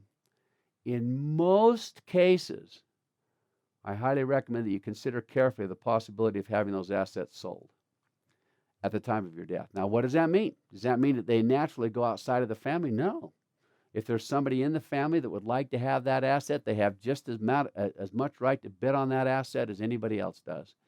You might, if it's a son that you'd like to have take over the business, you might even be able to create for him opportunities for doing that. There might be survivorship life insurance policies. There might be a lot of things that you could set up to make sure that the money that's necessary to buy that business, to treat everyone as fairly as you'd like to, are made available to you at the time of death. Just make certain that you either very carefully walk through that neck with highly trained counsel, or that you do that very simple thing. You say, look, they're to be sold, but you say that any of the heirs, either individually or collectively, can get together and purchase them from the estate as they'd like to. But then the guy that's in Tuscaloosa, Alabama, that never has access to the property will still receive his fair share. I always hate to use that word, but It's what we have to use in this industry. His fair share of the value of the assets, while everyone else gets to enjoy them as they choose to enjoy them. And it's just something that I think if you'll take a deep breath and recognize some of the problems associated with those assets, you'll be very careful about leaving those assets and just assuming that someone will take good care of them. I've had some clients that still wanted to have certain pieces of land left in the family. And what we have them do is they set up some endowment accounts, some escrow money, some funds that are just set aside that will pay for the property taxes, that will pay for the repairs on the property, that will pay for any other kind of expenses to make sure they're all cared for in that circumstance, then no one's having to give on an ongoing basis to something that they might not be using at all. And so it does take a lot of very careful consideration to do it. So real estate and family businesses are something that are of particular interest. We've already talked about how to distribute personal assets, so we don't have to go through that again. We've already talked about obligations to adult children. What is it? What is the obligation? Hopefully, everything that you've ever acquired in this life, you do not get trapped in it by thinking that somehow there's some kind of an obligation to take care of adult children. You can tell there's a bias here. I think the more that we can come to understand what it can mean to create resourcefulness and create responsibility and create opportunity and create innovation and create insight and create chances to grow without also being attached to some ongoing obligation that we fix ourselves to, it can become very helpful. So make sure that the obligations that you develop with the children are not such that they set you back too much. One that you want to consider when it comes to your estate. I have to tell you, I've grown up during an era where it's very common to simply say something like this, when I turn 65, I'm going to quit working. Or when I turn 80, I'll probably die by then. My dad was dead by 78 or something. Somebody will tell me that, and maybe I'll live a couple of extra years or whatever. I hope you can see by my turning back the hands of the clock on time, there's a very significant chance you're going to live a lot longer than you anticipated. Now, we're going to talk about that. We're going to teach a class on the wealth of great health.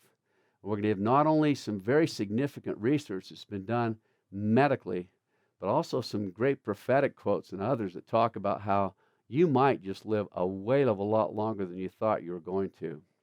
It's so common to see people feel like they're going to set up an estate where they're going to, they assume that it's going to pass within 10 years or 15 years or something like that. It goes right back into the vision that we've created at every step of our educational learning development. We want to plan as if we'll be here forever. We want to build as if we're going to be here forever. We want to dream as if we're going to be here forever. If we do that and we create our estate plan and our financial plan and our retirement plan based upon that longer living span, I think that will obviously benefit very significantly. I would like to at least consider, the possibility that whatever you've planned in the past that you'll live until, you plan on living 30 years longer than that, because there's a real significant chance that you will. I have to tell you, in my classes, I always tell the students, I think we talked about this before, but I always tell the students that don't get too excited planning your parents' death into your retirement, because there's a good chance they're going to live forever, so you're never going to get the money anyway. Just go on and live your life as if, and that's a great tool for the way we handle our children anyway, to consider that exact same kind of thing. The very last thing I'm going to talk about is this. Excuse me, I got two things. The next one is this trust funding, and that's whenever you set up a trust. So I've just kind of created a graphic there that just says this: make for absolute certain that you fund the trust. And by funding the trust, so you set up a living trust, and a lot of people, sadly, will go to their attorney, they'll set up the living trust, they'll get it all in place, but then they'll never put anything into it. They'll never actually deed the house to the trust. They'll never actually transfer the value of an account to the trust. I have to tell you, when you first hear about it, it seems a little complex, but I hope you get with a good, solid advisor that can help you to appreciate that it's not as complex as what it sounds like. And just make sure that if you don't fund the trust, obviously it will not be able to do the one thing that's most important, and that is save it from probate. So just be very careful, and just as you do this, fortunately, if you work with a good attorney when you set up your estate, then you can then he should be able to help you with it. There's a lot of people, when they come to me, they'll ask this fundamental question. We should talk about it. Do I have to go to an attorney to do all this work? No, you don't. You can do it all by yourself. There's a lot of free opportunities on the internet. There's a lot of services that have now created some fairly sophisticated tools for doing this. There was a great research project done once on what are the best online sources or or the best free type resources. I think they found Willmaker Plus. The research project that I saw was their very best one. God, I think you can, for $10 or $15, you can get on the internet right now and use Willmaker Plus's resources. I, as a financial advisor, now as a teacher that's disseminating information to the general public, I can tell you about these opportunities that are available to you. On a personal note, I'd highly recommend that you work with a good legal advisor just to make sure that things are done just as they should. But if you choose not to, just know that something like Willmaker Plus, you can type into the computer and do this stuff. And when you do theirs, they'll actually go through each one of the documents, and then they'll go through the deeds, and they'll tell how to transfer the other assets, and they'll make it so that you can actually walk through the process entirely by yourself if you choose to do that. So it's not like just going to prepare some documents and everything's done. There will actually be some follow-up work that also needs to take place. And the most important piece of follow-up work is to make sure that you do your deed or your living trust. You fund the living trust that you've set up. I will tell you one other thing that kind of comes with it that was not part of the presentation right here, but kind of as the same kind of thing, and that is planning for your eventual demise by creating some kind of a funeral plan for yourself. There's a lot of entities right now that will encourage you to come buy a piece of life insurance that'll make it so that you can pay for that. And I just have to tell you that I'm going to make sure you understand this. In the vast majority of all cases, it's my opinion, you're going to pay a whale of a lot more money for that than you really need to. And most people have the resources that are necessary to pay for a very reasonable funeral. I do recommend, though, that people actually do set up the plan for what to do at the time of death. And I'm going to tell you what the problem is, why I would recommend that. I've been to remember, with my ecclesiastic responsibilities, my professional opportunities, my academic responsibilities, I've had a number of people that have asked me to help them through the grieving process with someone who's passed away. I can't tell you, there's been two times that I've been to a funeral home helping to make the decisions and watching as a grieving widow will make decisions in behalf of someone that's passed away, that the grieving widow selected for her husband some some coffins that were extremely expensive. And they kind of, to me, would suggest something like, well, but I just felt like that was the opportunity I had to express the final opportunity to express my love. I'm not going to talk about how much they cost, but I'm going to tell you this. I knew the husbands well enough that if they were there, I think there might be some real problems associated with what they had suggested that they were going to do.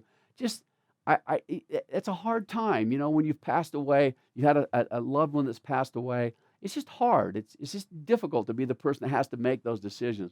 Wouldn't it be cool, as part of this, I should put that down as one of those estate planning documents. There's just that final funeral needs, that kind of thing. You actually do make those decisions. And you can go online today. There's a number of different websites that'll help you make the decisions and help you make it so that somehow, prior to the time of death, you've made all the key decisions that are necessary. You just have to turn those papers over to some kind of a funeral director, and everything will be taken care of for you. So in this case, just make sure you fund the living trust. The very last thing I'm going to talk about is one that you probably would not have anticipated on this, but I can't tell you how many times I get questions about this, and that's the eventual payment of tithing with your estate. What do you do? Depending on your own faith, depending on the only way you'd like to give humanitarian cause type donations, this is completely up to you. I don't want you to assume in any way that I'm telling someone how to do something. I'm only exposing you to what the question can be so that you with a partner can decide in advance how you'd like to take care of it. The basic question is this: is at death, should tithing be paid on the non-tithed assets? Let me tell you what that can mean. There's a lot of individuals that have come to me that said, but Brother Marsh, just look at this. So when I bought my house, as my house has grown in value, I've never paid tithing on that increased amount. As I've put my money into my 401k at work, and my 401k has grown in value, I might have paid tithing on the amount that I put into the 401k initially, but I haven't paid tithing on the increased value of that 401k amount. Can you see how there can be a number of other assets that may not have yet been tithed? It's surprising to me how many individuals, when we've talked about it, have said, I would like to throw some kind of a tithing provision into it. And so you, depending on your faith, depending on your circumstance, it might be tithing, it might be some charitable contribution, it might be humanitarian cause. You decide what it's going to be. Here's the key. If indeed you've always perceived to be tithing on something, 10% of your increase or whatever else, wouldn't it be nice, or wouldn't it be something that you should consider the possibility of, to potentially pay a tithing on those increased in non-tithed assets? Some people have said this, instead of taking it, I'm just going to take it out of the hands of children and just make sure that no matter what I've accumulated during this lifetime, I'd sure like to get to the other side knowing that I paid tithing on all of my assets. I've had more than one client specify that at the time of their death, they're paying tithing on all of their assets. Obviously, the other possibility is just to leave it up to the beneficiaries to see what those beneficiaries would like to do for themselves. Can I just say this? An estate is all about value. It's all about wishes. It's all about expectations. It's all about resources. It's all about remembering. It's all about reflecting into or perpetuating into new generations something of what you hoped to create while you were here on this earth. I would hope that you just consider the possibility of taking this a little more seriously than perhaps you have wanted to consider, thought of in the past. I will tell you, we didn't cover it much when we were talking about that legacy and the different types of ways, but if you'll remember a quote that was right at the top of the screen, it just said, we found this, that actually the benefits that come from preparing your estate wisely long before the time where it might be transferred to another generation actually will bring you greater benefits during your lifetime, not just because of the security and satisfaction of wisely selecting, but because it really does help you to sort through how you handle things and how you make things grow and what kind of values you'd like to create for others. Another thing we could add to our list is a bucket list. What kinds of things, what kind of new values would you like to create during your lifetime? What kind of events, what kind of circumstances, what kind of values, what kind of causes, what kind of humanitarian opportunities, what kinds of things would you like your children to be involved in, or those that you'd like to distribute your estate to, that would make, and can you see what I mean when I say it just makes you think more deeply. It makes you think more powerfully. It's not just a dormant asset that you hope will help you to take care of your future needs. It becomes a living asset. It becomes something that really does contribute in a significant and in a meaningful way during your lifetime. And as you make those decisions wisely, it is my witness that you will actually become more in tune with the possibilities and the potentials that you will have never exposed yourself to had you not walked through this process as carefully and as systematically as we're highly recommending that you do. I believe that as you do, you'll begin to sense potential. You'll begin to sense vision. You'll begin to sense the possibilities that can be created not only for yourself, but those that you love dearly and that you would hope would one day say, who I am has come as a direct result of great shoulders that I now stand on. Thank you.